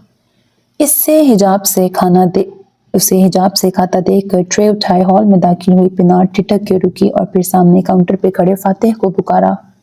फातेह, तुम किचन देख लो, वो कंफर्टेबल नहीं है, उसने तुर्क और अंग्रेजी दोनों में कहा। क्योंकि फातेह की इंग्लिश कमजोर थी। जी आपा कहकर वो ताबेदारी से वहां से हट गया। थैंक्स, वो हल्के से मुस्कुराई। दिल पे इतनी कुल्फत छाई थी कि मुस्कुराना भी दुश्वार लगता था। खाने के बाद वो दोनों आगे पीछे सीढ़ियां चढ़ती ऊपर आ गईं। उसके पैर में दर्द था इसलिए वो आते ही बिस्तर पर लेट गई और पीछे दीवार से लटकता जालीदार पर्दा अपनी पाइंती तक फैला दिया। उसे चित लेटे उसे छत गुलाबी जाली के पार दिखाई दे रही थी। हया, क्या तुम मुझसे नाराज हो? साथ लेटी बहारे थोड़ी देर बाद जरा करीब खिसक आई। हया ने गर्दन जरा सी तिरछी करके उसे देखा। क्यों पूछ रही हो? क्योंकि आयशे गुल कहती है किसी को नाराज करके नहीं सोते। क्या पता हम सुबह उठ ही ना सकें। नहीं, मैं नाराज नहीं हूँ। वो गर्दन सीधी करके दोबारा गार की छत को देखने लगी। मैं बस परेशान हूँ। तुम परेशानी में यूं ही गुस्सा करती हो? हाँ, और तुम क्या करती हो? मैं बहारे एकदम जोश से उठ के बैठ गई। मैं आसमान में उड़ती हूँ, अदलार के बगलों और सुल्तान अहमद मस्जिद के कबूतरों के साथ। क्या तुम्हें ये करना आता है? हया ने चंद लम्हे उसके मासूम शफाफ चेहरे को देखने के बाद नफी में सर हिलाया। बचपन भी कितना प्यारा होता है ना। कंधे और दिल बहुत सारे बोझ से खाली होते हैं। मैं तुम्हें सिखाती हूँ, आंखें बंद करो। हया ने आंखें बंद की। वही एक शख्स हर जगह नजर आने लगा था। तकलीफ का एहसास जैसे हद से सवा हो गया। अब तुम आहिस्ता आहिस्ता हवा में उड़ रही हो। ऊपर, बहुत ऊपर देखो, तुम उड़ रही हो। साथ ही वो दबे कदमों बिस्तर से उतरी। हया ने पलकों की झरी से देखा। वो एहतियात से बिल्ली की चाल चलती स्विच बोर्ड तक गई और पंखा फुल चला दिया और फिर इसी तरह वापस आ गई। देखो, अब तुम ऊपर हवा में उड़ रही हो। देखो, हवा चल रही है। आंखें मत खोलना वरना नीचे गिर जाओगी। اس نے بند آنکھوں سے اسبات میں سر ہلایا۔ اگر زندگی کا وہ فیز کوئی خواب تو واقعی وہ نیچے گرنے کے خوف سے آنکھیں کھولنا نہیں چاہتی تھی، مگر حقیقت تو ہمیشہ نیچے گرا دیا کرتی ہے۔ اس نے ایک دم سے آنکھیں کھول دی۔ ہاں، یہ کیا کیا؟ دیکھا، نیچے گر گئی۔ بہارے نے بوکھلا کر احتجاج کیا، پھر پھرتی سے اٹھ کر پنکھا بند کیا۔ ہوا سے گلابی پردہ پڑپڑانے لگا تھا۔ اللہ تمہیں سمجھے، وہ خفگی سے کہتی واپس آ کے لیٹ گئی۔ کیا تم نے نماز پڑھی؟ وہ نماز پڑھنے کے لیے اٹھنے لگی تو بہارے سے پوچھا۔ بہارے نے جھٹ خود پہ بیڈ کور تان لیا۔ ہاں، میں ابھی پڑھتی ہوں۔ اوہ، میری آنکھیں بند ہو رہی ہیں، کھول ہی نہیں رہی۔ اوہ، اور پھر وہ لمحے بھر میں ہوش و خرد سے بیگانہ سو چکی تھی۔ حیا سر جھٹک کے رہ گئی، پھر وضو کرنے اٹھی تو فون بجنے لگا۔ روحیل کالنگ۔ اس نے کال پک کی۔ کب آ رہی ہو تم واپس؟ یہ مت کہنا کہ تم مجھے مس کر رہے ہو۔ وہ کھڑکی کے آگے رکھے صوفے پہ بیٹھی مسکرا کر فون کان سے لگائے کہہ رہی تھی، وہ تو خیر نہیں کر رہا، مگر ابا چاہتے ہیں کہ میری شادی اناؤنس کریں ایک ولیمہ ریسیپشن دے کر، لیکن جب تم اور جہان آؤ گے تبھی فنکشن ہو پائے گا۔ گڈ فار یو، بس کچھ دن تک آ جاؤں گی۔ اس نے بہت سے آنسو اندر اتارے۔ کتنے دعوے سے کہہ کے آئی تھی کہ وہ اور جہان ساتھ واپس آئیں گے، مگر وہ تو کہیں نہیں تھا۔ فون بند کر کے اس نے وضو کیا، پھر وہیں جائے نماز ڈال کر نماز پڑھی۔ سلام پھیر کر دعا کے لیے اٹھے ہاتھوں کو یوں ہی دیکھنے لگی۔ دعا، کتنا عرصہ ہوا جب اس نے دعا مانگنی چھوڑ دی تھی۔ جیسے ڈی جے کے لیے مانگی ویسے پھر کبھی نہ مانگ سکی۔ کچھ تھا جو ڈی جے کے ساتھ ہی مر گیا تھا۔ پھر معافی مانگی، استقامت مانگی، مگر دنیا مانگنا چھوڑ دی۔ لوگ، رشتے، ناطے، یہ سب دنیا ہی تو ہے، اور یہی سب کو چاہیے ہوتا ہے، اسے بھی چاہیے تھا۔ پھر لبوں پہ آ کر ساری دعائیں دم کیوں توڑ جاتی ہیں؟ ایسا کیوں لگتا تھا کہ معافی ابھی تک نہیں ملی؟ وہ گمسم سی ہاتھوں کی لکیریں دیکھنے لگی۔ اللہ تعالیٰ کے ساتھ تعلق بھی کتنا مبہم سا تھا۔ یہ خواہش تھی کہ میں اسے اچھی لگوں، میں اس کی مانوں، مگر اس پہ مجھے کتنا بھروسہ ہے، کتنا اعتبار ہے۔ یہاں آ کر زندگی جیسے خالی جگہ کا سوال بن جاتی تھی۔ پورے فکرے کے درمیان ایک جگہ خالی تھی، ادھر کون سا لفظ لکھنا تھا؟ اس جگہ پہنچ کے وہ لکھنا بھول جاتی تھی۔ کوئی دعا مانگے بنا وہ اٹھ کھڑی ہوئی اور میز پہ رکھے موبائل کی اسکرین کو انگلی سے چھوا۔ وال پیپر جگمگا رہا تھا۔ کتنا زہر لگتا ہے یہ وال پیپر، بالخصوص تب جب کسی خاص ٹیکسٹ کی توقع ہو۔ پھر جائے نماز رکھی، دوپٹہ اتار کے بالوں کو انگلیوں سے سنوارا اور ڈریسنگ روم کا پردہ ہٹا کے ادھر آئی۔ ہیئر برش ڈریسنگ ٹیبل پہ رکھا تھا۔ وہی رات سونے سے قبل 100 دفعہ برش کرنے کی عادت۔ اپنے بالوں، جلد اور خوبصورتی کی حفاظت پہ اسے کوئی سمجھوتا نہ تھا۔ برش کے ساتھ نقلی پھولوں کا گلدان رکھا تھا، جس کے اندر شیشے کی ایک ڈبی تھی جو سنہری افشاں سے بھری تھی۔ اس نے یوں ہی وہ ڈبی نکالی اور کھولی۔ سنہری چمچم چمکتی افشاں اس کی پشت کی طرف سے آتی روشنی میں مزید چمک رہی تھی۔ پھر ایک دم سے دمکتی افشاں پہ چھایا سی بن گئی، جیسے اس کے اور بلب کے درمیان کوئی آڑ آ گئی تھی۔ کسی خیال کے تحت اس نے سر اٹھا کر آئینے میں دیکھا، اس کے عکس کے پیچھے کوئی کھڑا تھا۔ افشاں کی ڈبی اس کے ہاتھ سے چھوٹ گئی۔ ایک زوردار شاکڈ سی چیخ حلق سے نکلنے ہی لگی تھی کہ پیچھے کھڑے شخص نے سختی سے اپنا ہاتھ اس کے لبوں پہ جما دیا۔ شش، چیخنا نہیں، ساری فیملی بھاگتی ہوئی آ جائے گی۔ وہ چہرہ اس کے قریب کیے دھیمی سرگوشی میں بولا تھا۔ حیا کی آواز ہی نہیں، سانس بھی جیسے رک گیا۔ وہ پھٹی پھٹی بے یقین نگاہوں سے دم سادھے آئینے کو دیکھ رہی تھی۔ چند لمحے لگے اس کے اعصاب کو ڈھیلا پڑنے میں، اور پھر اس نے ایک نڈھال سے احساس کے تحت آنکھیں بند کر کے کھولیں۔ جہان نے آہستہ سے اپنا ہاتھ ہٹایا۔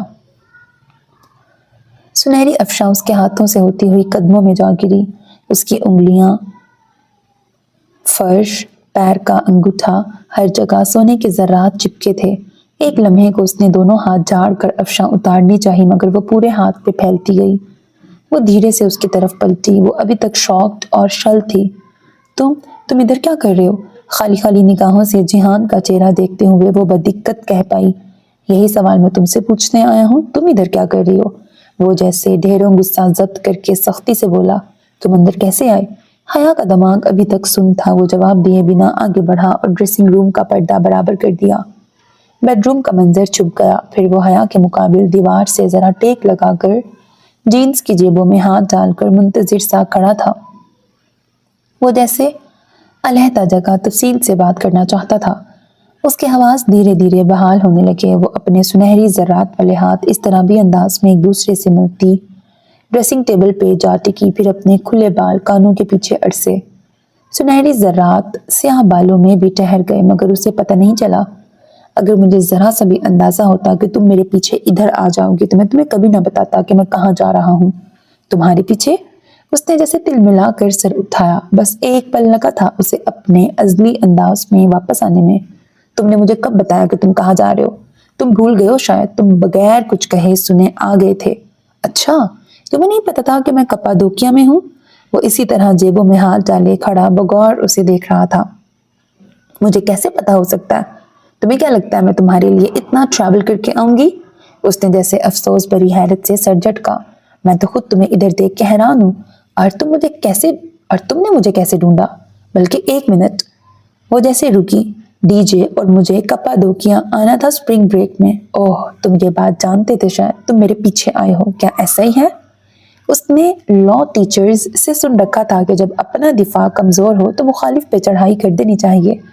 وہ اپنے دفاع کے چکر میں پسپائی اختیار کر لیتے ہیں۔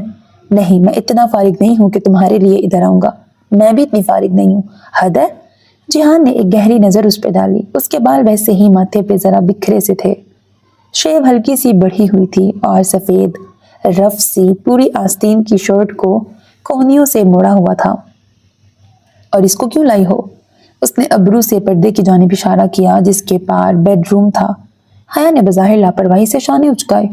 اس کے پاسپورٹ کا مسئلہ تھا کوئی، وہ بیکار ادھر رہ رہی تھی، اور پھر ابا نے کہا تھا کہ میں اکیلی نہ جاؤں تو میں نے سوچا کہ باڈی گارڈ ساتھ لے جاؤں، ہے نا؟ کیا ہے جہان، میں کپادوکیا گھوم پھر بھی نہیں سکتی اپنی دوستوں کے ساتھ، وہ تنک کر کہتی، اپنی انگلی میں پلاٹینم بینڈ گھمانے لگی۔ سنہری افشاں سے انگوٹھی بھر چکی تھی۔ جہان تھوڑی دیر جانچتی نظروں سے بغور اسے دیکھتا رہا۔ ٹھیک ہے، میں نے مان لیا کہ تم میرے لیے ادھر نہیں آئی، اور تمہیں بالکل علم نہیں تھا کہ میں ادھر ہوں۔ بہرحال کل صبح کیسری سے ایک فلائٹ اتاترک کے لیے نکل رہی ہے، اور ایک سبیہا گورچن کے لیے۔ تم کون سی لوگی؟ وہاں سنجیدگی سے اس نے استنبول کے دونوں ایئرپورٹس کے نام لیے۔ کیا مطلب؟ میں واپس نہیں جا رہی، میں نے تو ابھی کپادوکیا دیکھا بھی نہیں۔ ہرگز نہیں، میں نہیں چاہتا کہ تم ادھر رہو۔ تم ادھر یوں اکیلے کیسے رہ سکتی ہو بھلا؟ یہ میرا مسئلہ ہے، اور میں اکیلی نہیں ہوں، ہم دو ہیں۔ تم میری فکر نہ کرو، وہ کرو جس کے لیے تم ادھر آئے ہو۔ اور ویسے مجھے ڈھونڈنے کے علاوہ تم ادھر کس مقصد کے تحت آئے ہو؟ مجھے بہت سے کام ہے زمانے میں۔ کہتے کہتے وہ ایک دم رکا۔ حیا کا دل زور سے دھڑکا۔ جہان نے کلائی میں بندی گھڑی دیکھی، پھر نفی میں سر ہلایا۔ میں اتنی دیر یہاں نہیں رک سکتا، تم کل واپس جا رہی ہو حیا؟ میں نہیں جا رہی۔ تمہیں کیا پرابلم ہے میرے ادھر رہنے سے؟ اسی پل کمرے میں رکھے اس کے موبائل کی میسج ٹون بجی۔ وہ بات روک کر ڈریسنگ ٹیبل کے کنارے سے اٹھی اور پردہ ہٹا کر میز تک گئی۔ جہان نے گردن موڑ کر اس کے قدموں کو دیکھا۔ پاؤں کو کیا ہوا ہے؟ میز سے موبائل اٹھاتے ہوئے اس کا دل لمحے بھر کو تھما۔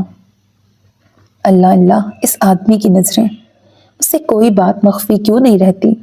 اس نے تو پاؤں پہ پٹی بھی نہیں باندھی تھی، چل بھی ٹھیک رہی تھی، پھر بھی اف، میرے پاؤں کو۔ موبائل لے کے واپس مڑتے اس نے حیرت سے گردن جھکا کر اپنے پاؤں کو دیکھا۔ اوہ، یہ افشاں گر گئی تھی، وہی لگ گئی ہے۔ ساتھ ہی اس نے انگوٹھا قالین سے رگڑا۔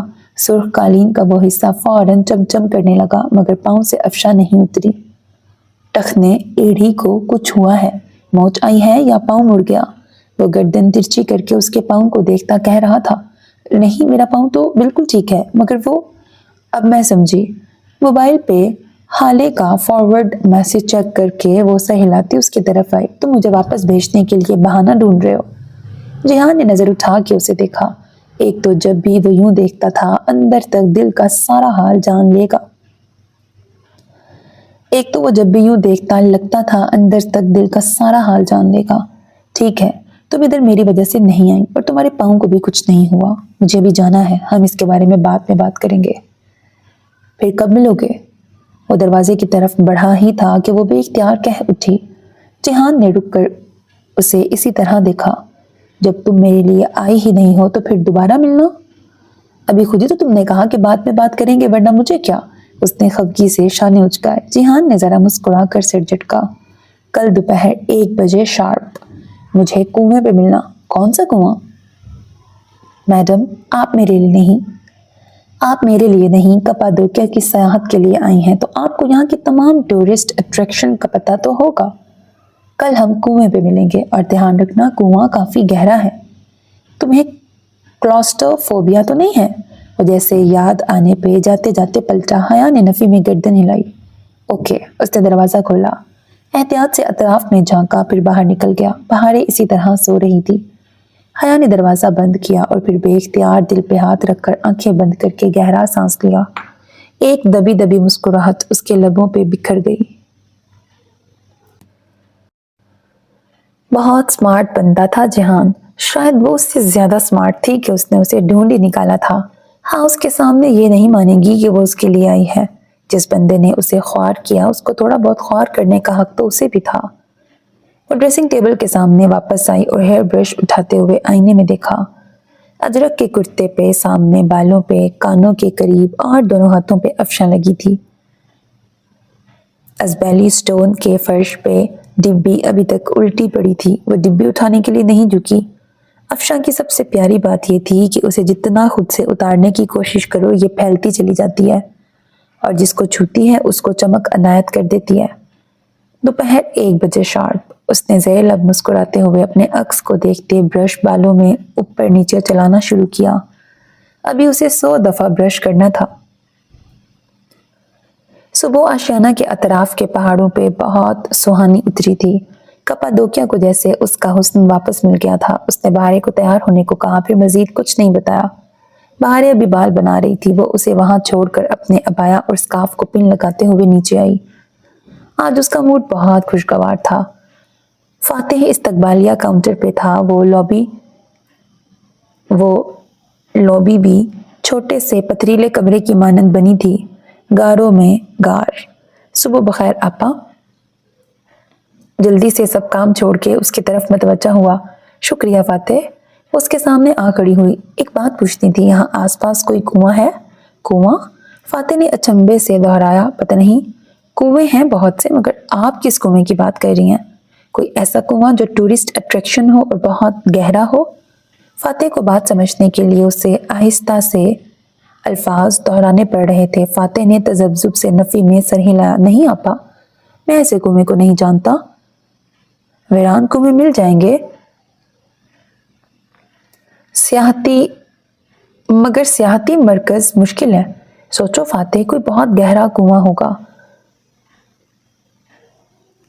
इधर सोचो ना। उसके दिल में बेचैनी सी अंगड़ाई लेने लगी। अल्लाह समझे जिहान सिकंदर को कभी इंसानों की ज़बान में बात नहीं करेगा। फिर एक पहेली। मुझे वाकई किसी गहरे कुएं का नहीं पता। वो ज़रा देर को रुका। आप गहरे कुएं का तो नहीं पूछ रही? तो इतनी देर से मैं और क्या पूछ रही हूँ फातेह? नहीं, आप किसी कुएं का पूछ रही हैं, असली कुएं का जो गहरा हो, या आप गहरे कुएं का पूछ रही हैं? दोनों में क्या फ़र्क है? उसने सवालिया अबरू उठाई। शायद वो किसी मंजिल के करीब थी।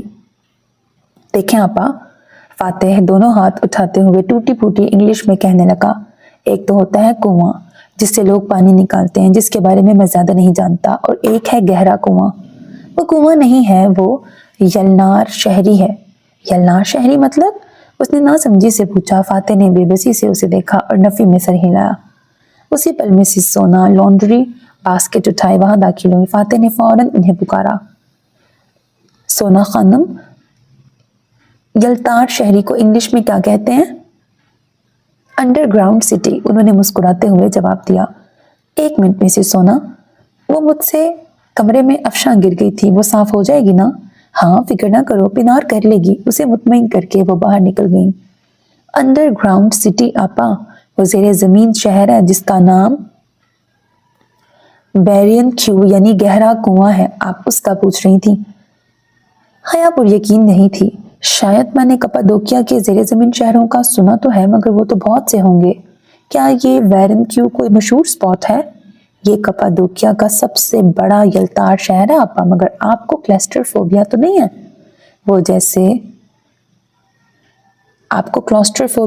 ہے؟ وہ جیسے چونکی، اس کے دل کی دھڑکن ایک دم سے بڑھ گئی۔ نہیں، اور ہاں مجھے یہی جانا ہے، بالکل یہی جگہ ہے۔ وہ جیسے پرجوش ہو گئی۔ پھر آپ پینار کے ساتھ چلی جائیں، وہ آج شہر جا رہی ہے گور فیلڈ کی دوا لینے۔ ٹھیک ہے۔ وہ ایک دم سے اتنی خوش ہوئی کہ اس کی آنکھیں چمکنے لگیں۔ فاتح نے ذرا اچنبھے سے اسے مڑ کر جاتے دیکھا۔ آشیانہ کے کسی مہمان کو اس نے کلاسٹروفوبیا نہ ہونے پہ اتنا پرجوش ہوتے ہوئے پہلی بار دیکھا تھا۔ ترکی کے صوبہ نو شہر کا وہی معنی تھا جو پاکستان کے شہر نو شہرہ کا ہے۔ ویرین کیو یہاں کا سب سے بڑا زیر زمین شہر تھا۔ ایسے سینکڑوں شہر کپادوکیا میں موجود تھے جو کم سے کم بھی 2 منزلہ تھے، جیسے تہ خانے ہی تہ خانے ہوں۔ گئے زمانے میں کپادوکیا کے باسیوں، عیسائی آبادیوں نے یہ شہر بنائے تھے تاکہ جنگ کے دنوں میں یہاں پناہ لی جا سکے۔ ان کے پاس شہر کے دہانوں کو مکمل طور پہ بند کرنے کا نظام بھی موجود تھا۔ پانی، خوراک، روشن دان، نکاسی اور اخراج کا نظام، غرض یہ تمام انتظامات سے آراستہ مکمل شہر تھے، بس ان سے آسمان نظر نہیں آتا۔ 20ویں صدی کے آغاز میں عیسائی یہاں سے چلے گئے تھے۔ اب برسوں سے یہ شہر ویران تھے۔ چند سال پہلے ان کو سیاحوں کے لیے کھول دیا گیا تھا۔ ویرین کیو کی 8 منزلیں سیاحوں کے لیے کھولی تھیں۔ ویرن کا مطلب گہرا اور کیو یعنی کنواں۔ اردو میں گہری دوستی اور دشمنی کے لیے استعمال ہونے والا لفظ دیرینا کا ماخذ بھی یہی ویرین تھا۔ مولود پہ اسے بہارے اور پینار کو ایک لمبی ڈرائیو کے بعد ویری کیو لے آئے تھے۔ وہ گور فیلڈ کو لے کے خود شہر سے چلے گئے اور وہ تینوں شہر کی داخلی سرنگ کی طرف آ گئیں جہاں سیاحوں کی لمبی قطار لگی تھی۔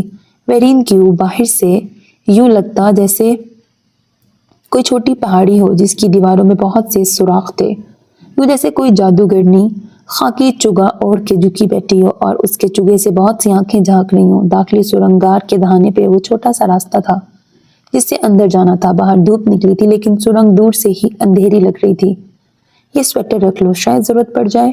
پینار نے خود بھی سویٹر پہن لیا تھا اور اب دوسرا اس کی طرف بڑھا رہی تھی۔ حیا نے حیرت سے اسے دیکھا، پھر چلچلاتے سورج کو اتنی گرمی میں رکھ لو۔ پینار کے دوبارہ کہنے پہ اس نے سویٹر طے کر کے بازو پہ ڈال لیا۔ سیاہ پرس دوسرے کندھے پہ تھا۔ بہارے نے پینار کی انگلی پکڑ رکھی تھی، بالوں کو پونی میں باندھے وہ دھوپ کے باعث آنکھیں سکیڑے کھڑی تھی۔ اپنی باری پہ وہ ٹکٹ دکھا کر آگے پیچھے سرنگوں میں داخل ہوئی۔ باہر دھوپ تھی، اندر اندھیرا سا پھیلا تھا۔ کپادوکیا کے غاروں اور پہاڑوں کی مہیب پوری سرار خوشبو ہر سو پھیلی تھی۔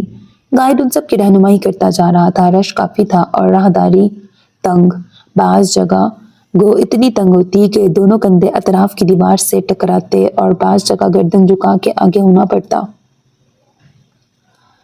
چند راہداریاں اور سیڑھیاں گزر کے وہ سب سیاح ایک بڑے کمرے میں جمع تھے جہاں شور سا مچا تھا۔ سیاحوں کے سوال اور اونچی آواز میں بولتا گائیڈ۔ مچھلی بازار سا بنا ہوا تھا۔ وہ بور ہونے لگی۔ جہان کا کوئی اتا پتہ نہیں تھا اور فی الوقت اسے یہ جاننے میں دلچسپی نہیں تھی کہ شہر کا روشن دان اور پانی کس طرح کام کرتا تھا۔ سو وہ پینار کی طرف مڑی۔ تم بہارے کا خیال رکھنا، میں بس آ رہی ہوں۔ تم کہاں جا رہی ہو؟ بہارے پریشانی سے کہہ اٹھی۔ میں اپنے طور پہ اندر سے یہ شہر دیکھنا چاہتی ہوں۔ تم پینار کو تنگ تو نہیں کرو گی؟ بہارے نے نفی میں سر ہلا دیا مگر وہ اس کے جانے پہ خوش نہیں تھی۔ تم جاؤ، میں چھوٹی بلی کا خیال رکھوں گی۔ وہ اس کمرے سے آگے کھسک آئی۔ کمرے ہی کمرے، راہداریاں، محرابی چوکھٹیں جیسے دی ممی کا سیٹ ہو۔ دیواروں پہ دور دور شعلوں کی مانند بلب لگے تھے جو اندھیر گلو کو مدھم زرد روشنی بخش رہے تھے۔ پوری سرار مگر خوبصورت۔ وہ سیاحوں کے جمگٹے سے ذرا آگے ہوئی تو ٹھنڈ کا احساس ہوا۔ پینار ٹھیک کہتی تھی۔ اس نے گرے سویٹر ابایا کے اوپر پہن لیا اور بٹن سامنے سے کھلے رہنے دیے۔ وہاں آس پاس کوئی نہ تھا اور گھٹن والی جگہ تھی سو نقاب تھوڑی تک نیچے کر دیا۔ وہ یوں ہی طویل راہداریوں سے گزرتی جا رہی تھی کہ دفعتاً حیا، کسی نے اس کے کندھوں کو ذرا سا چھوا تو وہ ڈر کر 2 قدم پیچھے ہٹتے ہوئے مڑی، سانس لمحے بھر کو روکا، پھر بحال ہو گیا۔ بس ڈر گئی؟ کھاکی پینٹ، بھورے آدھی آستین کی ٹی شرٹ کندھے پہ بھورا دستی بیگ اور سر پہ سیاہ پی کیپ۔ وہ پینٹ کی جیبوں میں ہاتھ ڈالے بہت سنجیدگی سے اسے دیکھ رہا تھا۔ وہ لمحے بھر کو تو کچھ کہہ نہیں پائی۔ ہیں اتنی جلدی ڈر گئی؟ اور کل مجھے کسی نے کہا تھا کہ وہ اکیلے کپادوکیا میں رہ سکتی ہے۔ چونکہ ابھی وہ گزشتہ رات کی طرح نہیں ڈری تھی تو لمحے بھر میں وہ خود کو سنبھال چکی تھی۔ کل کسی نے یہ بھی کہا تھا کہ وہ اکیلی نہیں ہے۔ اوہ، تمہارا باڈی گارڈ تو بھول ہی گیا تھا۔ ابھی کدھر ہے وہ؟ وہ دونوں نیم روشن راہداری کے وسط میں آمنے سامنے کھڑے تھے۔ میں مان ہی نہیں سکتی کہ تمہیں معلوم ہی نہیں ہے کہ وہ کہاں ہے۔ جہان ایک نظر اس پہ ڈال کر دائیں طرف کمرے میں داخل ہو گیا۔ وہ اس کے پیچھے چلی آئی۔ وہ ایک بڑا سا کمرہ تھا، زیر زمین شہر کا کچن۔ ایک طرف زمین پہ چکور چولہا بنا تھا جیسے پاکستان میں گاؤں میں مٹی کے چولہے ہوتے ہیں، اور دوسری طرف دیوار میں کھڑکی کی مانند چکور بڑا سا خلا تھا۔ اسے اپنا کچن یاد آیا۔ جہان سے لاؤنج میں جھانکنے کے لیے آدھی دیوار جتنا خلا تھا کچھ کہا تھا میں نے کل حیا؟ وہ اس کھلی بغیر پٹ کی کھڑکی کے ساتھ ٹیک لگائے جیبوں میں ہاتھ ڈالے کھڑا ہو گیا۔ کیا؟ وہ انجان بن گئی۔ تم واپس جا رہی ہو یا نہیں؟ دیوار پہ لگے بلب کی روشنی جہان سے ٹکر کر گزرتی تھی، یوں کہ سامنے والی دیوار پہ اس کا سایہ پڑنے لگا۔ حیا اس کے بالکل مقابل چولہے کی چوکی پہ آ کے بیٹھ گئی۔ اس کا سایہ جہان کے سائے کے مقابل گرنے لگا۔ وہ اصل میں کافی فاصلے پہ بیٹھے تھے، مگر ایک ہی دیوار پہ گرتے آمنے سامنے بیٹھے سائے کافی بڑے اور قریب لگ رہے تھے۔ اور میں نے یہ بھی کہا تھا کہ میں واپس نہیں جا رہی۔ مگر کیوں؟ وہ جیسے اکتا گیا۔ کیونکہ میں تمہارے لیے نہیں، کپادوکیا دیکھنے آئی ہوں اور دیکھ کے ہی جاؤں گی۔ مگر میں چاہتا ہوں کہ تم یہاں سے چلی جاؤ۔ اتنے دن کیسے رہو گی ادھر؟ میں نے وہ ویڈیو کھول لی تھی جہان۔ جہان کے چہرے کی بجائے اس کے سائے کو دیکھتے ہوئے وہ رسان سے بولی۔ لمحے بھر کو زیر زمین شہر پہ سناٹا چھا گیا۔ جہان بالکل چپ ہو گیا۔ اسے لگا وہ ہنس دے گا، پھر اسے رکنے کا کہے گا۔ مگر تو تمہیں ابھی تک اندازہ نہیں ہوا کہ میں کیوں تمہیں یہاں سے بھیجنا چاہتا ہوں؟ وہی سنجیدگی بھرا خشک سا انداز اسے دھچکا لگا۔ کوئی اپنائیت، کوئی راز بانٹنے والا احساس نہیں، وہ تو ویسا ہی تھا۔ نہیں، مجھے واپس نہیں جانا، اور میرے یہاں رہنے سے تمہیں کیا مسئلہ ہو رہا ہے؟ اس کی آواز میں غصہ در آیا۔ مجھے تمہاری فکر ہے اور چاہتا ہوں کہ تم محفوظ رہو، اور یہ محفوظ جگہ نہیں ہے۔ کھڑے سائے نے اتنے ہی غصے سے سر جھٹکا۔ تبھی زیر زمین شہر کی دیواروں نے بیٹھے سائے کو اٹھتے اور کھڑے سائے کے سامنے آ کر کھڑے ہوتے دیکھا۔ اور واپس جانے سے میں محفوظ ہو جاؤں گی جہان بے؟ ہاں بالکل، مجھے یہاں سے 2-4 دنوں میں انقرہ چلے جانا ہے، پھر وہاں سے ایک اور شہر، اور پھر ادھر سے شام سے چند دن بعد اسلام آباد آ جاؤں گا۔ میں تم سے وہیں ملوں گا۔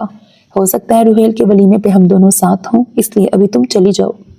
کیا گارنٹی ہے اس بات کی؟ ہو سکتا ہے واپسی پہ میری فلائٹ کریش کر جائے۔ چند لمحے وہ واقعی کچھ کہہ نہ سکا، مگر مدھم مشل کی روشنی میں بھی حیا نے اس کے بے تاثر آنکھوں میں کچھ زخمی ہوتے دیکھا۔ ایسے مت کہو۔ اس کی آواز دھیمی ہو گئی۔ نہیں جہان بے، مجھے بولنے دو۔ کیا گارنٹی ہے کہ میں وہاں محفوظ رہوں گی؟ ہو سکتا ہے کہ کوئی پرانا دشمن مجھے گاڑی تلے کچل دے۔ حیا، ہو سکتا ہے یہ ہمارا آخری سفر ہو۔ کیا تب بھی تم اسے میرے ساتھ نہیں گزارنا چاہو گے؟ اس کی آواز ویر بن کبو کی دیوار سے ٹکرا کر پلٹ رہی تھی، مگر اب اس میں آنسو بھی شامل تھے۔ میں صرف تمہیں محفوظ دیکھنا چاہتا ہوں حیا، وہ جیسے بے بسی سے بولا تھا۔ اور تم خود؟ میرا کیا ہے؟ میرے لیے رونے والا کوئی نہیں ہوگا، مگر مجھے تمہاری فکر ہے۔ اسی لیے میں چاہتا ہوں کہ تم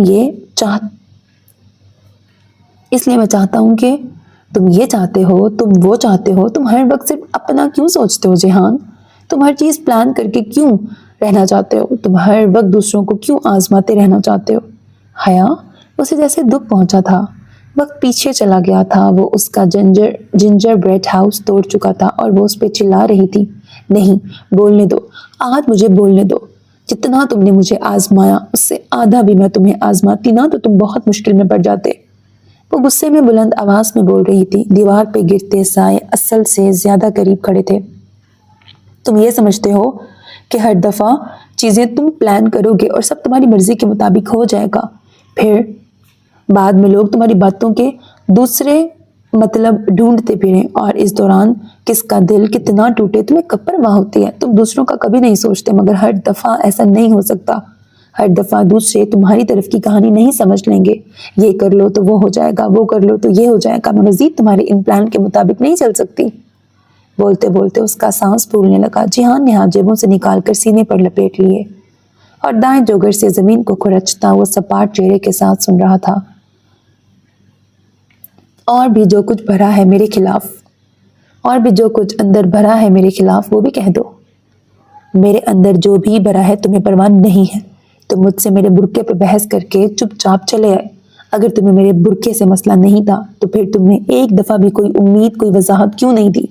क्या ये मुनासिब था कि तुम मुझे यूं छोड़कर आते और सारे ख़ानदान में मेरा तमाशा बनता?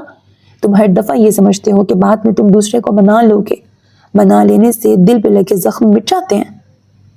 सख्त लकड़ी पे भी कुल्हाड़ी की एक ज़रब लगाओ तो सारी उम्र के लिए निशान रह जाता है। मैं तो फिर इंसान हूँ, क्या तुम सारी ज़िंदगी यही करते रहोगे? उसकी आवाज़ दर्द से फटने लगी। जिहान का बेतासुर सपाट होता चेहरा देख के उसे और भी गुस्सा चढ़ने लगा। जब से वो गुस्से से बोलने लगी थी तब से उसका चेहरा बेतासुर पड़ गया था। और अगर मुझे कोई कुचल दे तो फिर किसको वजाहतें देने आओगे? मगर तुम नहीं समझोगे। वो बेबसी के साथ कहती पलटी और तेज तेज कदमों से चलती बाहर निकली। फूला तनफ्फुस और आंखों में जमा आंसू, अजियत ही अजियत थी। वो भी किसको समझा रही थी? वो परवाह ही कहाँ करता था। राहदारी में सुस्त कदमों से चलती वो बेआवाज रोती आगे बढ़ती जा रही थी। फिर एक कमरे में बैठने को वैसी ही चौकी नजर आई तो जाके उधर ही बैठ गई और चेहरा दोनों हाथों में छुपा के बेख्तियार रोने लगी। चेहरा इसलिए ढांपा था कि गहरे कुएं की कदीम दीवारें उसके आंसू न देख सकें, सुरंग उसकी सिसकियां न सुन ले और मसनूई मशल की रोशनी में उसकी हिचकियों से लरसते वजूद का साया न पड़े। मगर आंसुओं से सिसकियां और लरजिश ढांप लेने से भी नहीं ढकती। वो भी किसको समझाना चाह रही थी? वो कहाँ उसकी मानता था। वो उसके साथ कप्पादोकिया में रहना चाहती थी जितने भी दिन वो इधर है, मगर वो उसे अब हमेशा की तरह वापस भेज देगा। बेबसी थी। उसने भीगा चेहरा उठाया। सुरंग मेहराबी, चौखटें, भूल भुलैयां सब सुनसान पड़ी थी। वो वहां नहीं था। दीवार पर गिरता साया अकेला था। जिहान उसके साथ नहीं था। वो अपने गुस्से में सब भूल जाया करती थी, ये भी कि एक दफ़ा फिर वो हमेशा की तरह उसे छोड़ कर आ गई थी। वो सब बातें कहकर जो वो सिर्फ उसको हर्ट करने के लिए कह रही थी, उसका मतलब वो हरगिज़ नहीं था। उसने दिल से वो सब नहीं कहा था। अल्लाह अल्लाह, उसने क्या कर दिया? वो अब कैसे आएगा उसे मनाने? जिहान वो बदहवासी के आलम में उठी और राहदारी की तरफ आई। वो दाएं से आई थी या बाएं से? शायद दाएं से। हथेली की पुश्त से गाल रगड़ती वो उस जानिब भागी। एक मोड़, दूसरा, दाईं तरफ। वो कमरा जहां दो साए टकराए थे अब वो वहां नहीं था, अब वो खाली था। जिहान, आंसू फिर से उसकी आंखों में जमा होने लगे। वो कहीं भी नहीं था। उसने उसे एक बार फिर खो दिया था। वो उल्टे कदमों वापस मुड़ी। बमुश्किल सीढ़ियां मिली। बाहर जाने का रास्ता समझ आया। गाइड सियाह अभी तक वहीं थे। बहारे और पिनार भी एक तरफ खड़ी थी। उसने बहारे का हाथ थामा और अपनी सुर्ख मतूरम आंखें छुपाने की सही किए बगैर बस इतना बोली, वापस चलते हैं, मेरी तबीयत ठीक नहीं है। क्या हुआ? पिनार पहले हैरान और फिर परेशान हो गई, मगर कोई जवाब दिए बिना वो गहरे कुएं दाखिली रोजन की तरफ बढ़ गई जहां से सूरज की रोशनी झांक रही थी। वो तीनों सुरंग में आगे पीछे चलती गईं। गार का अंधेरा छटता गया और बिलाखिर गार के दहाने पे सूरज चमकता खड़ा था। वो कहीं नहीं था, कहीं भी नहीं। पिनार ने फिर कोई सवाल नहीं पूछा। बहारे जो बेचैन हो रही थी उसे भी चुप करवा दिया। उसका दिल बार बार भर रहा था। वो क्यों फिर उसे छोड़ गई? आखिर वो क्यों रूठने मनाने से आगे नहीं बढ़ते थे? अपने कमरे में आके वो सुर्ख सोफे पे खिड़की की तरफ बैठ गई। सर घुटनों में दिए बेआवाज रोए जा रही थी। बहारे पता नहीं कहाँ थी। हर ख्याल और हर फिक्र से बेपरवाह वो आंसू बहाए जा रही थी। उसका दिल बार बार किसी खौफ के ज़ेरे असर सुकड़ता जा रहा था। बहारे उसे खाने के लिए बुलाने आई, मगर वो नहीं उठी। दोपहर की रोशनी आहिस्ता आहिस्ता बुझने लगी और शाम का अंधेरा कप्पादोकिया में फैलने लगा। हर सू पहाड़ों पर बत्तियां जगमगाने लगीं।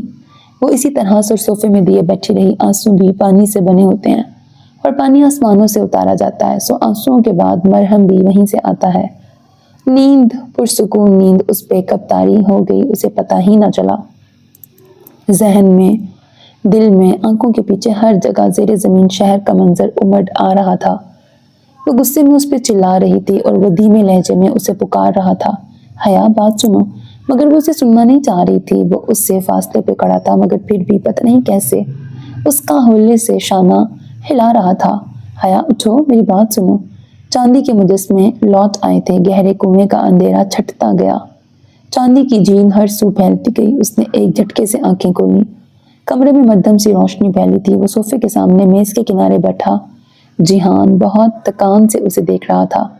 उसे आंखें खोलते देखकर थके थके अंदाज में मुस्कुराया, देख लो, तुम मेरे लिए कप्पादोकिया नहीं आई, मगर मैं हर दफा तुम्हारे लिए आ जाता हूँ, फिर भी कहती हो मुझे परवाह नहीं है। वो एकदम उठकर बैठ गई। बिना पलक झपके वो यकटुक उसे देखने लगी। फिर अचानक बहुत से आंसू उसकी आंखों से टिप टिप गिरने लगे। वो एकदम उठ के बैठ गई। सांस रोके बिना पलक झपके वो यकटुक उसे देखने लगी। फिर अचानक बहुत से आंसू उसकी आंखों से गिरने लगे। जिहान, आई एम सॉरी, वो भीगी आवाज में इसी तरह उसे देख रही थी। कहीं पलक झपकने पे मंजर गायब ना हो जाए। मैंने वो सब जानबूझ के नहीं, मैं बस गुस्से में। मेरी बात सुनो, उसी धीमे लहजे में कहते हाथ उठा के उसने हया को चुप रहने का कहा।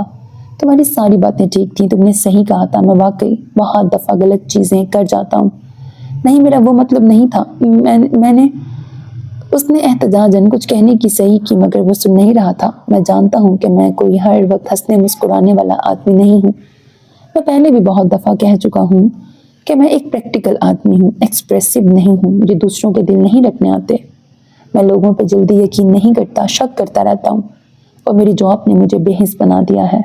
मैं अब बहुत प्राइवेट पर्सन बन गया हूँ, या शायद हमेशा से ही ऐसा था। क्या तुमने दोपहर से कुछ खाया? अपनी रो में कहते एकदम उसने पूछा। अगर वो तवक्कुफ के बाद इस्तफसार करता तो वो कह देती कि उसने खाया है, मगर वो जुमला इतना शदीद था कि उसका सर खुद ब खुद नफ़ी में हिल गया। नहीं, हाँ, बस मुझे भूख नहीं थी। उसने बात बनाने की कोशिश की। अब वो आंसू बूझ चुकी थी और ये उसके लिए खजालत का बाइस होता अगर वो जान लेता कि हया ने उसकी वजह से खाना नहीं खाया। मगर वो जान चुका था, नहीं, तुमने कुछ नहीं खाया और मुझे पता है लोगों से जवाब कैसे उगलवाए जाते हैं। वो मेज़ के किनारे से उठा और दूसरे कोने में रखी अंगीठी की तरफ गया। वहाँ एक छोटी सी मेज़ पे बहारे के पॉपकॉर्न के 2 पैकेट पड़े थे और ऊपर बिल्ट इन माइक्रोवेव ओवन नस्ब था। कैसे उगलवाए जाते हैं, उसकी पुश्त को देखते वो वहीं से बोली। अब माइक्रोवेव ओवन का ढक्कन खोले खड़ा पॉपकॉर्न का एक पतला सा पैकेट अंदर रख रहा था जिसमें मकई के दाने थे।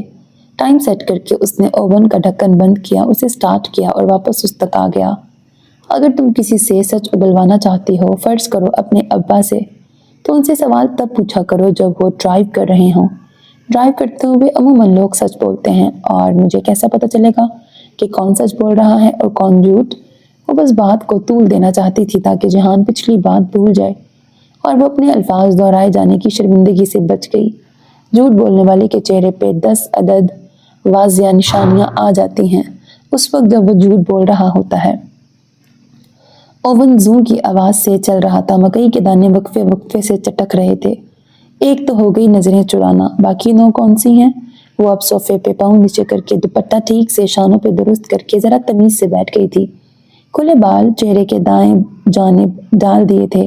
जामनी प्लेन लंबी कमीज, जैतून रंग के दुपट्टे और चूड़ीदार की हमराही में भी उसके चेहरे को बशाशत नहीं दे सकी थी। मतूरम आंखें, जर्द पड़ती रंगत सारी दोपहर की कहानी वाजिया कर रही थी। निगाहें चुराना नहीं, लोग झूठ बोलते हुए निगाहें नहीं चुराते, ये गलत तासुर है। इनफैक्ट लोग झूठ बोलते हुए आपकी आंखों में ज़रूर देखते हैं और वहीं से पकड़े जाते हैं। तुमने आखिरी दफ़ा सच कब बोला था?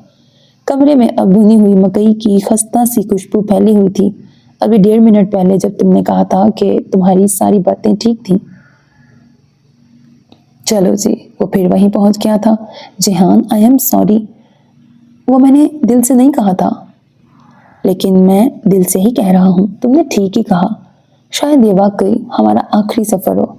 ओवन में जोर से पटाखा हुआ। शीशे की डिश में रखे पैकेट में रखा कोई दाना भून कर भूल गया था शायद। उसके अंदर भी कुछ सुलगा था। ऐसे मत कहो, वो तड़प के उसे रोकना चाहती थी कि अगर वो नहीं चाहता तो वो इधर नहीं रुकेगी, सुबह होते ही इसे छोड़ के चली जाएगी, मगर वो सुन नहीं रहा था। तुमने सही कहा, हर वक्त की प्लानिंग ठीक नहीं होती। मेरे मंसूबे भी बहुत दफ़ा मुझ पे ही उल्टे पड़े हैं। अब वो वक्त आ गया कि अपनी ज़ाती ज़िंदगी में मुझे इस बात से बाज आ जाना चाहिए, या कम अज़ कम इस सफ़र के लिए ही सही। मैं तुम्हें हमेशा से ही वो सब बताना चाहता था, मगर नहीं बता सका। मुझे मालूम था कि तुम मेरी बात नहीं समझोगी, जैसे कल रात से नहीं समझ रही। मगर तुम भी सही हो, मुझे हर वक्त अपनी मर्जी नहीं टूसनी चाहिए। जिहान, वो उसे मजीद बोलने से रोकना चाहती थी। उसका अपना दिल भी ओवन की प्लेट की तरह गोल गोल घूमता, किसी मंझधार में डूबता चला जा रहा था। बहुत दफ़ा ऐसा हुआ कि मैं तुम्हें वो सब कुछ बताना चाहता था जो मैंने उस वीडियो में महफूज किया था, मगर मैं ये नहीं कर सका। मैं कुछ पा लेने के बाद खोने से डरता था, या शायद मुझे तुम पे एतबार नहीं था कि तुम मुझे समझोगी। अब शायद तुम मुझे समझो, मगर उस वक्त ना समझती। वो ठीक कह रहा था, उस वक्त वो वाकई ना समझ पाती, मगर अब वो ऐसी बातें ना करे। उसका दिल दुख रहा था। जो हो गया सो हो गया, मैं वो सब दोबारा नहीं दोहराना चाहता। अब भी मुझे तुम्हारे यहाँ रहने से कोई मसला नहीं। मैं सिर्फ इसलिए फिक्रमंद था कि मुझे कल अनकरा जाना है 1 हफ्ते के लिए, फिर वापस कप्पादोकिया आ जाऊंगा और कुछ दिन बाद अपने मुल्क चला जाऊंगा। मुझे सिर्फ यही परेशानी थी कि मेरे बगैर तुम यहाँ अकेली ना रहो। वैसे भी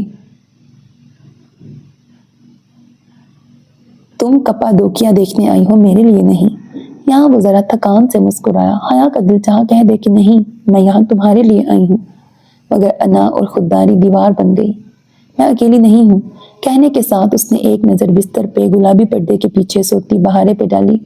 ये लोग बहुत अच्छे हैं, बहुत ख्याल रखते हैं। फिर एकदम वो चौंकी, कहीं तुमने उन्हें नहीं कहा कि मेरा ख्याल रखें?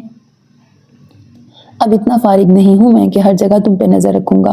मौलूद बे इस इलाके के डिस्ट्रिक्ट चीफ हैं और ये अपने हर गाहक के साथ ऐसे ही पेश आते हैं। मेहमान नवाज तुर्क कौम, यू नो।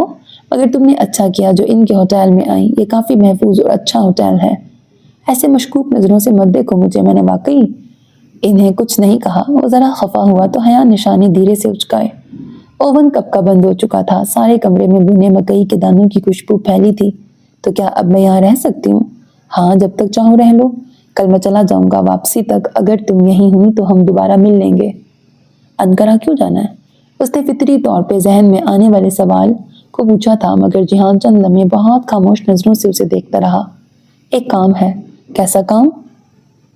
उसके अंदाज में कुछ था कि वो पूछे बिना न रह सकी। एक काम अधूरा छोड़ आया था जब अब्बा की डेथ हुई थी, तब मैं इसीलिए जर्मनी में था। अब मेरे पास चंद दिन हैं, सोचा उसको मुकम्मल कर लूं। बात खत्म करके वो कुछ देर उसे देखता रहा, जैसे वो उसके इस्तफसार का मुंतजिर था, जैसे अगर वो पूछे तब भी वो नहीं बताएगा। फिर भी वो चाहता था कि वो पूछे। हया ने चंद लम्हे सोचा, फिर इस बात में सर हिला दिया। ओके, बात खत्म। उसने इस मौजू का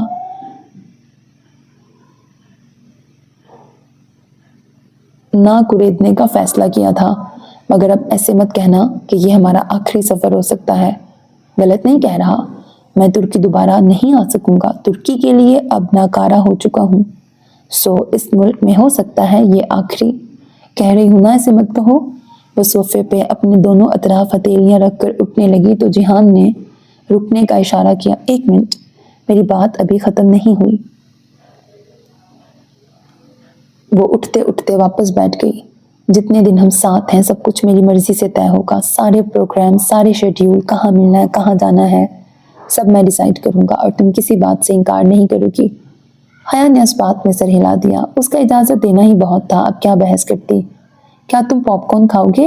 वो उठ खड़ी हुई। जिहान ने नफी में सर हिलाते हुए होले से हाथ को कनपट्टी से मसला। होले से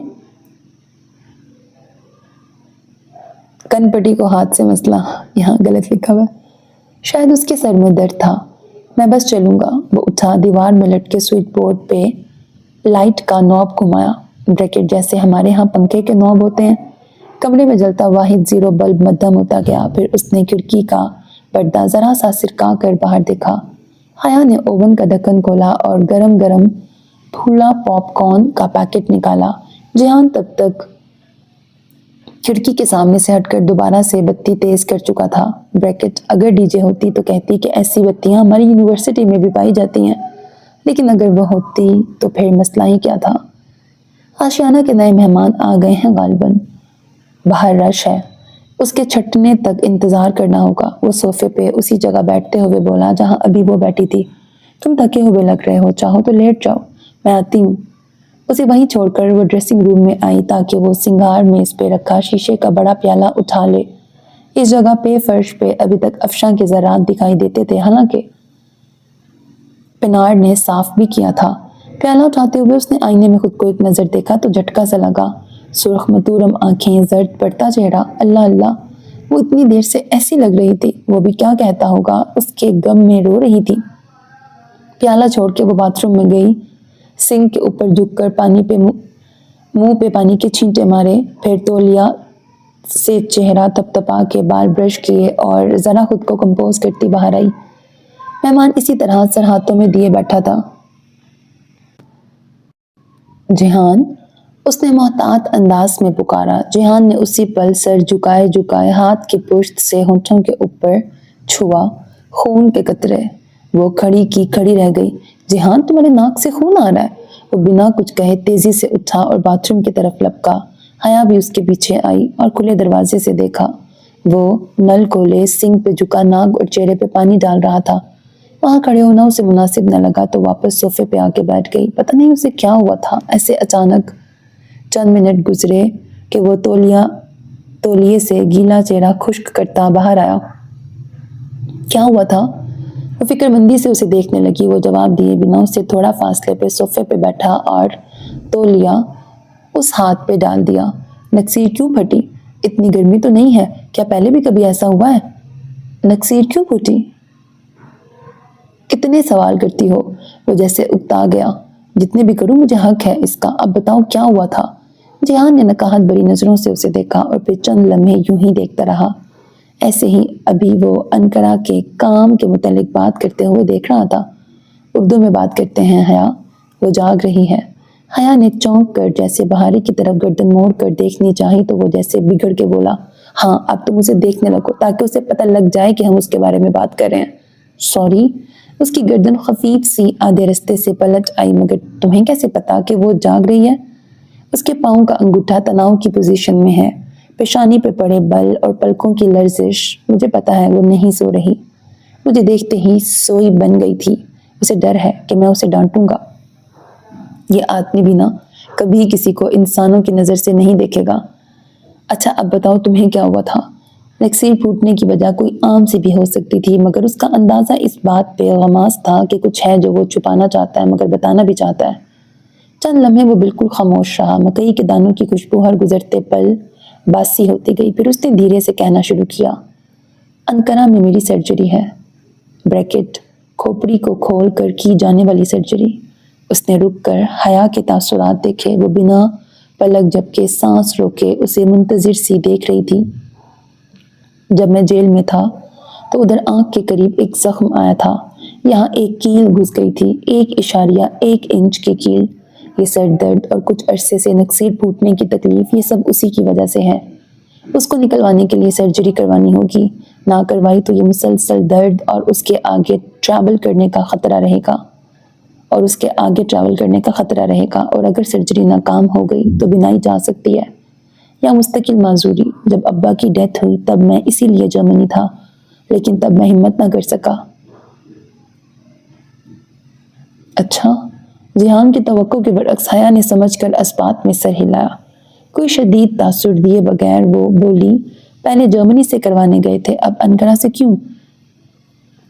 उन दिनों मेरा तुर्की से बाहर रहना ज़रूरी था, जबकि मुझे अभी कुछ दिन लग जाएंगे। मैं इस वक्त को ज़ाया नहीं करना चाहता। वो बस खामोशी से उसे देखे गई। कल मेरी सर्जरी है, 1 घंटे बाद अनकरा के लिए निकल जाऊंगा। अगर सब ठीक हो गया तो वापस आ जाऊंगा। तब तक मैं तुम्हारे साथ होंगी। अभी हमारी डील हुई है कि मैं तुम्हारे साथ रहूंगी नहीं। हमारी बात कपा कि मैं तुम्हारे साथ रहूंगी। नहीं, हमारी बात कपादोकिया की हुई थी। वो कतियत से कहता, मना करना चाह रहा था, पर वो कुछ भी नहीं सुन रही थी। तुमने कहा था यहाँ, और मैंने यहाँ से मुराद तुर्की लिया था। हमारी डील तुर्की की हुई थी। जब तक तुम यहाँ तुर्की में हो, मैं तुम्हारे साथ रह सकती हूँ। तुम बताओ कौन सा हॉस्पिटल है और कब जाना है। वो इतने अचल लहजे में कह रही थी कि ज्यादा मुजाहमत न कर पाया। उसका क्या करोगी? उसने इशारा किए बिना बहारे के बारे में पूछा। फिक्र न करो, उसे हॉस्पिटल नहीं लूंगी, कुछ कर लूंगी, बस तुम मुझे शेड्यूल समझाओ। फिर वो उसकी कही हर बात नोट करती गई। जब सारी बातें खत्म हो गईं और पॉपकॉर्न की खुशबू हवा में रच बस कर फना हो गई, तो वो जाने लगा। आशियाना के सहन का रश अब छट चुका था। तुम एक बार फिर सोच लो कि मेरे साथ आना चाहती हो कि नहीं। मैं तुम्हें अपनी वजह से मसलों में नहीं डालना चाहता। दरवाजे पे पहुंचकर वो कहने के लिए रुका, अब जाओ और मेरा वक्त ज़ाया ना करो, मुझे सुबह पैकिंग भी करनी है। उसके जाते ही उसने ज़ोर से दरवाज़ा बंद करके मुकफ्फल किया और वॉशरूम में आ गई। दोनों हाथ बेसन की साइड पे रखकर चेहरा झुकाए उसने चंद गहरे गहरे सांस लिए और खुद को संभालना चाहा। इतनी देर से जिहान के सामने जो आंसू जब्त से रोके रखे थे, वो तेजी से उबल पड़े थे। वो एकदम दबी दबी सिसकारियों से रोने लगी। 5 साल से वो इस बीमारी में मुब्तला था और उसने किसी को भी नहीं बताया। वो क्यों हर शय हर दुख अपने अंदर रखता था? क्यों बाकी सबकी तरह गमों का इश्तिहार लगाकर हमदर्दियां नहीं समेटता था? कितनी दफा साइमा ताई, ताया फुरकान, हत्ता कि अब्बा ने भी जताया था कि वो अपने बाप के जनाजे पे शामिल नहीं हुआ था। वो आगे से चुप रहा, ये तक न बताया कि वो उस वक्त ऑपरेशन टेबल पे था। क्यों था वो ऐसा कि मोहब्बत लेने की कोशिश नहीं करता था और फिर भी उससे मोहब्बत हो जाती?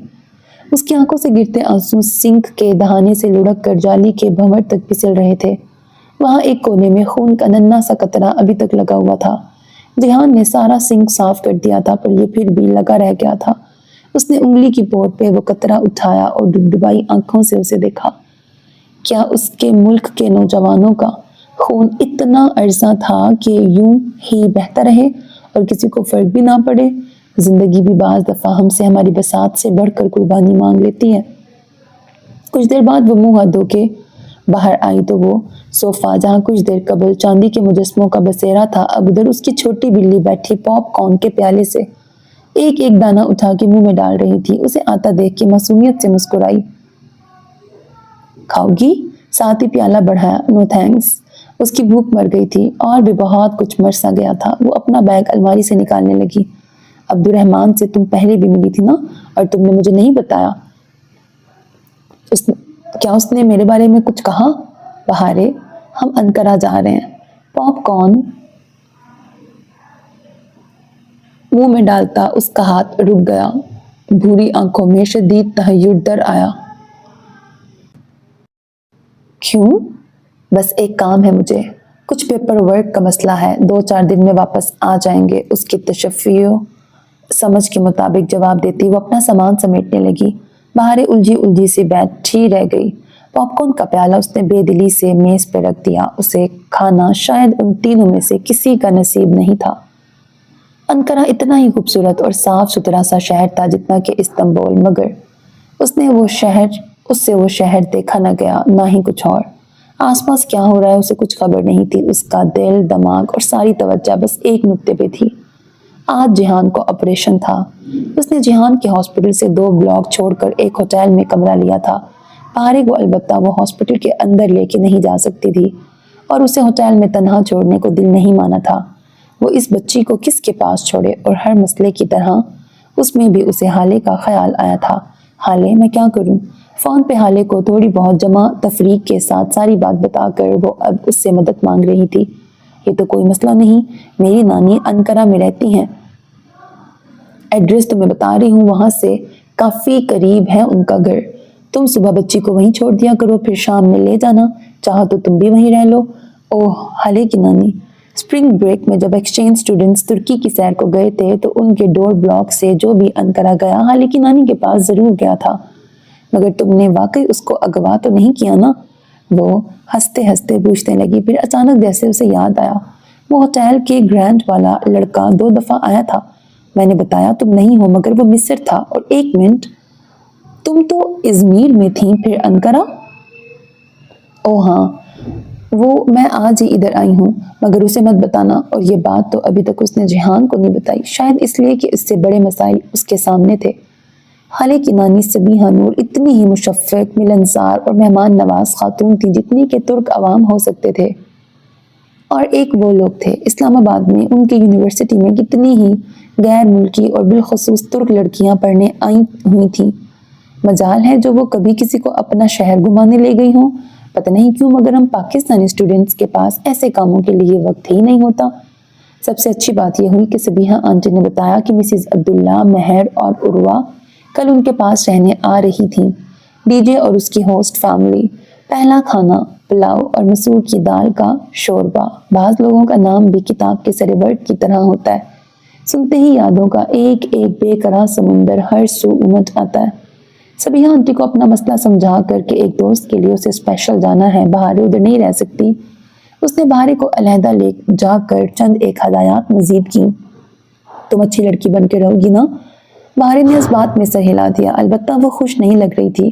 تم مجھے روز چھوڑ کر چلی جایا کرو گی کیا؟ سب مجھے ایسے ہی چھوڑ کے چلے جایا کرتے ہیں، کوئی مجھ سے پیار نہیں کرتا۔ اس کا پہلے سے دکھی دل مزید دکھ گیا۔ ایک دم سے اسے اس پھول سی بچی پہ بے پناہ ترس آیا۔ پاشا بے کے اعمال نے اس کی فیملی کو کسی فٹ بال کی طرح بنا دیا تھا۔ عائشہ اپنی بہن کے لیے پریشان تھی مگر وہ کچھ بھی نہیں کر سکتی تھی۔ میں شام میں آ جاؤں گی اور تمہیں ایک دو دن بھی اور تمہیں ایک فون بھی لا دوں گی، اس سے تم جب چاہو مجھ سے اور عائشہ سے بات کر لینا، ٹھیک ہے؟ چھوٹی بلی مسکرا دی۔ اسے یک گنا طمانینت کا احساس ہوا۔ سبیحہ آنٹی کے گھر سے وہ اسپتال آ گئی۔ یہ ایک پرائیویٹ نیورو سینٹر تھا۔ وہ ایڈمٹ ہو چکا تھا۔ اس نے لباس بھی تبدیل کر لیا تھا اور سرجری کا منتظر تھا۔ ابھی اسے لے کے جانے میں ذرا وقت تھا۔ آپریشن سے قبل وہ اسے دیکھنے آئی تھی۔ وہ خاموش تھا، چہرہ بے تاثر، مگر زرد اوٹی لباس میں تو وہ اور بھی زیادہ پسماندہ لگ رہا تھا۔ کیسے ہو؟ اس کے پاس کھڑی وہ بس اتنا ہی پوچھ سکی۔ جہان نے نگاہ اٹھا کے اسے دیکھا۔ وہ بیڈ کے کنارے پہ بیٹھا تھا۔ ٹھیک ہوں۔ چند لمحے خاموشی کی نظر ہوئے، پھر وہ بولی، تم نے آخری دفعہ سچ کب بولا تھا؟ ابھی 1 منٹ قبل، جب میں نے کہا کہ میں ٹھیک ہوں۔ اس کی باتیں بھی اسی کی طرح ہوتی تھیں، پہیلی اور پہیلی۔ میرا بیگ رکھ لو، اس میں میرا فون بھی ہے۔ اس نے اپنا چمڑے سے بنا دستی بیگ سائڈ ٹیبل سے اٹھا کے حیا کی طرف بڑھایا، جسے حیا نے تھام لیا۔ اگر مجھے کچھ ہو جائے تو میرا فون کھولنا۔ ویسے تو وہ فنگر پرنٹ سے کھلتا ہے، مگر تمہارے لیے میں نے تمہاری ڈیٹ آف برتھ متبادل پاسورڈ کے طور پر لگا دی ہے، پورے 8 ہند سے، اوکے؟ تم فون بک میں پہلے نمبر پہ کال کر کے سب کچھ بتا دینا۔ اس کے ہاتھوں میں پڑا بیگ یکدم بہت بھاری ہو گیا۔ اس کی نوبت نہیں آئے گی، تم ٹھیک ہو جاؤ گے۔ جہان نے جواب نہیں دیا۔ پھر زیادہ مہلت ملی بھی نہیں، وہ اسے لے گئے اور وہ عملیات خانے آپریشن تھیٹر کا ترک نام کے باہر ایک کرسی پہ آ بیٹھی۔ وہ کہہ رہا تھا کہ اگر مجھے کچھ ہو جائے، وہ سوچ رہی تھی کہ اگر اسے کچھ ہو جائے تو وہ کیا کرے گی؟ زندگی میں بعض اگر کتنے خوفناک ہوتے ہیں نا، ان کو آدھا سوچ کر بھی دم گھٹنے لگتا ہے۔ وہ بس جہان کا بیگ گود میں رکھے اسے کسی واحد سہارے کی طرح مضبوطی سے تھامے کرسی پہ بیٹھی سامنے شیشے کے بند درزوں کو دیکھے گئی۔ وہ کیسی عجیب سی کیفیت ہوتی ہے جب دعا نہیں مانگی جاتی۔ دعا کے لیے اٹھے ہاتھوں کو دیکھ کے انہی ہاتھوں سے کیے جانے والے گناہ یاد آ جاتے ہیں، تب لگتا ہے معافی نہیں ملی۔ کیا واقعی سارے گناہ معاف ہو جاتے ہیں؟ ہمیں کیوں لگتا ہے کہ ہم گناہوں سے توبہ کر لیں گے اور پھر انہیں بھلا کے سب ٹھیک ہو جائے گا؟ گناہ ایسے پیچھا نہیں چھوڑتے، ان کے آثار ہمیشہ ان جگہوں پہ ہوتے ہیں۔ گناہ تو ساری عمر پیچھا کرتے ہیں۔ کیا ان سے کوئی رہائی تھی؟ کیا ان کی ملکیت سے کوئی آزادی تھی؟ ایسا کیوں نہ ہو سکا کہ وہ عائشہ گل کی طرح ہوتی، ہمیشہ سے سچی، ہمیشہ سے باحیا اور نیک۔ اس نے دعا کے لیے ہاتھ اٹھایا اور پھر انہیں واپس گرا دیا۔ کچھ سمجھ نہیں آ رہا تھا کیا مانگے۔ یہ گرہ کہاں لگی تھی؟ دعا کب روٹی تھی؟ شاید ڈی جے کے وقت، ہاں تب بھی وہ ایسے ہی ایک ہسپتال کے عملیات خانے کے باہر بیٹھی تھی۔ وہ گرہ اب کیسے کھلے گی؟ فون کی گھنٹی بجی تو وہ ذرا چونکی، پھر موبائل دیکھا۔ ابا کالنگ۔ السلام علیکم ابا۔ اس نے فون کان سے لگایا تو اپنی آواز بے حد پست اور بھاری لگی۔ وعلیکم السلام، کیا حال ہے اور کدھر ہو؟ پھر وہ رسمی علیک سلیک حال احوال اور تمہید کے بعد پوچھنے لگے، तुम वापस कब आ रही हो? फोन कान से लगाए उसने जोर से आंखें खोली। सामने का मंजर धुंधला गया था। अब्बा मुझे मजीद दिन लग जाएंगे। हया अब्बा को जैसे उकताहट हो, इतने दिन हो चुके हैं, क्या अभी तक तुम्हारा टूर खत्म नहीं हुआ? आपने खुद ही तो कहा था कि लंदन जाने के बजाय तुर्की में जितना चाहे वक्त गुजार लूं। हाँ ठीक है, मगर तुम्हारी अम्मा रुहेल का वलीमा करना चाहती हैं, सब तुम्हारा इंतजार कर रहे हैं। और हाँ, जिहान का प्रोग्राम क्या है? क्या वो तुम्हें मिला है? हया ने एक नज़र ऑपरेशन थिएटर के बंद शीशे के दरवाजों को देखा। जी वो यही है, वो भी साथ ही आएगा। उसकी आवाज़ में खुद भी इतनी बेयकीनी थी कि अब्बा ने जैसे दूसरी तरफ इस्तेहज़ा या सर झटक दिया। मुझे पता है वो तुम्हें नहीं मिला होगा, खैर छोड़ो, तुम जल्द आने की कोशिश करो। वो कितने पुरयकीन थे कि जहान उनकी बेटी से कतई ताल्लुक़ करना चाहता है। हालांकि वो थे तो उन दोनों की मंगनी पे, मगर नहीं, लोग अपनी आंखों के बजाय कानों पे यकीन करने को तरजीह दिया करते हैं। अब्बा मैं जल्द नहीं आ सकती, एक दोस्त हॉस्पिटल में दाखिल है, उसकी क्रिटिकल सर्जरी है, मैं उसे नहीं छोड़ सकती। अब्बा आंसू बेख्तियार उसकी आंखों से लुढ़क कर निकाब के अंदर जज्ब होने लगे। अब्बा चंद लम्हे को बिल्कुल खामोश हो गए। उसका यहाँ कोई नहीं है अब्बा, मैं उसे तन्हा नहीं छोड़ सकती। उसने इन 5 माह इस्तांबुल में मेरा बहुत ख्याल रखा है, हर मौके पे उसने मेरा साथ दिया है। अब क्या मैं उसे ऑपरेशन थिएटर में छोड़ कर आ जाऊं? वो आईसीयू में ज़रा ओह आई सी, वो ज़रा धीमे बढ़े। क्या वो लड़की हाले नूर, क्या उसका ऑपरेशन है? वो ज़रा चौंकी। आप हाले को कैसे? साथ दूसरे हाथ से भीगी आंखें साफ की। तुम्हें क्या लगता है जब तुम किचन में खड़ी होकर नूर बानो को तुर्की नामा सुना रही होती थी तो सारा घर बर्दाश्त से सुनने के अलावा और क्या कर रहा होता था? ओह अच्छा, हाले का नाम तो वो बहुत लेती थी। अब्बा उससे वाकिफ थे, फिर भी उसने तरदीद या तस्दीक नहीं की। झूठ वो बोलना नहीं चाहती थी और सच बोलने का हौसला नहीं था। अब्बा जब तक वो स्टेबल ना हो जाए मैं इधर ही रहूंगी। रुहेल को अगर इतनी जल्दी है तो कर ले मेरे बगैर अपना वलीमा।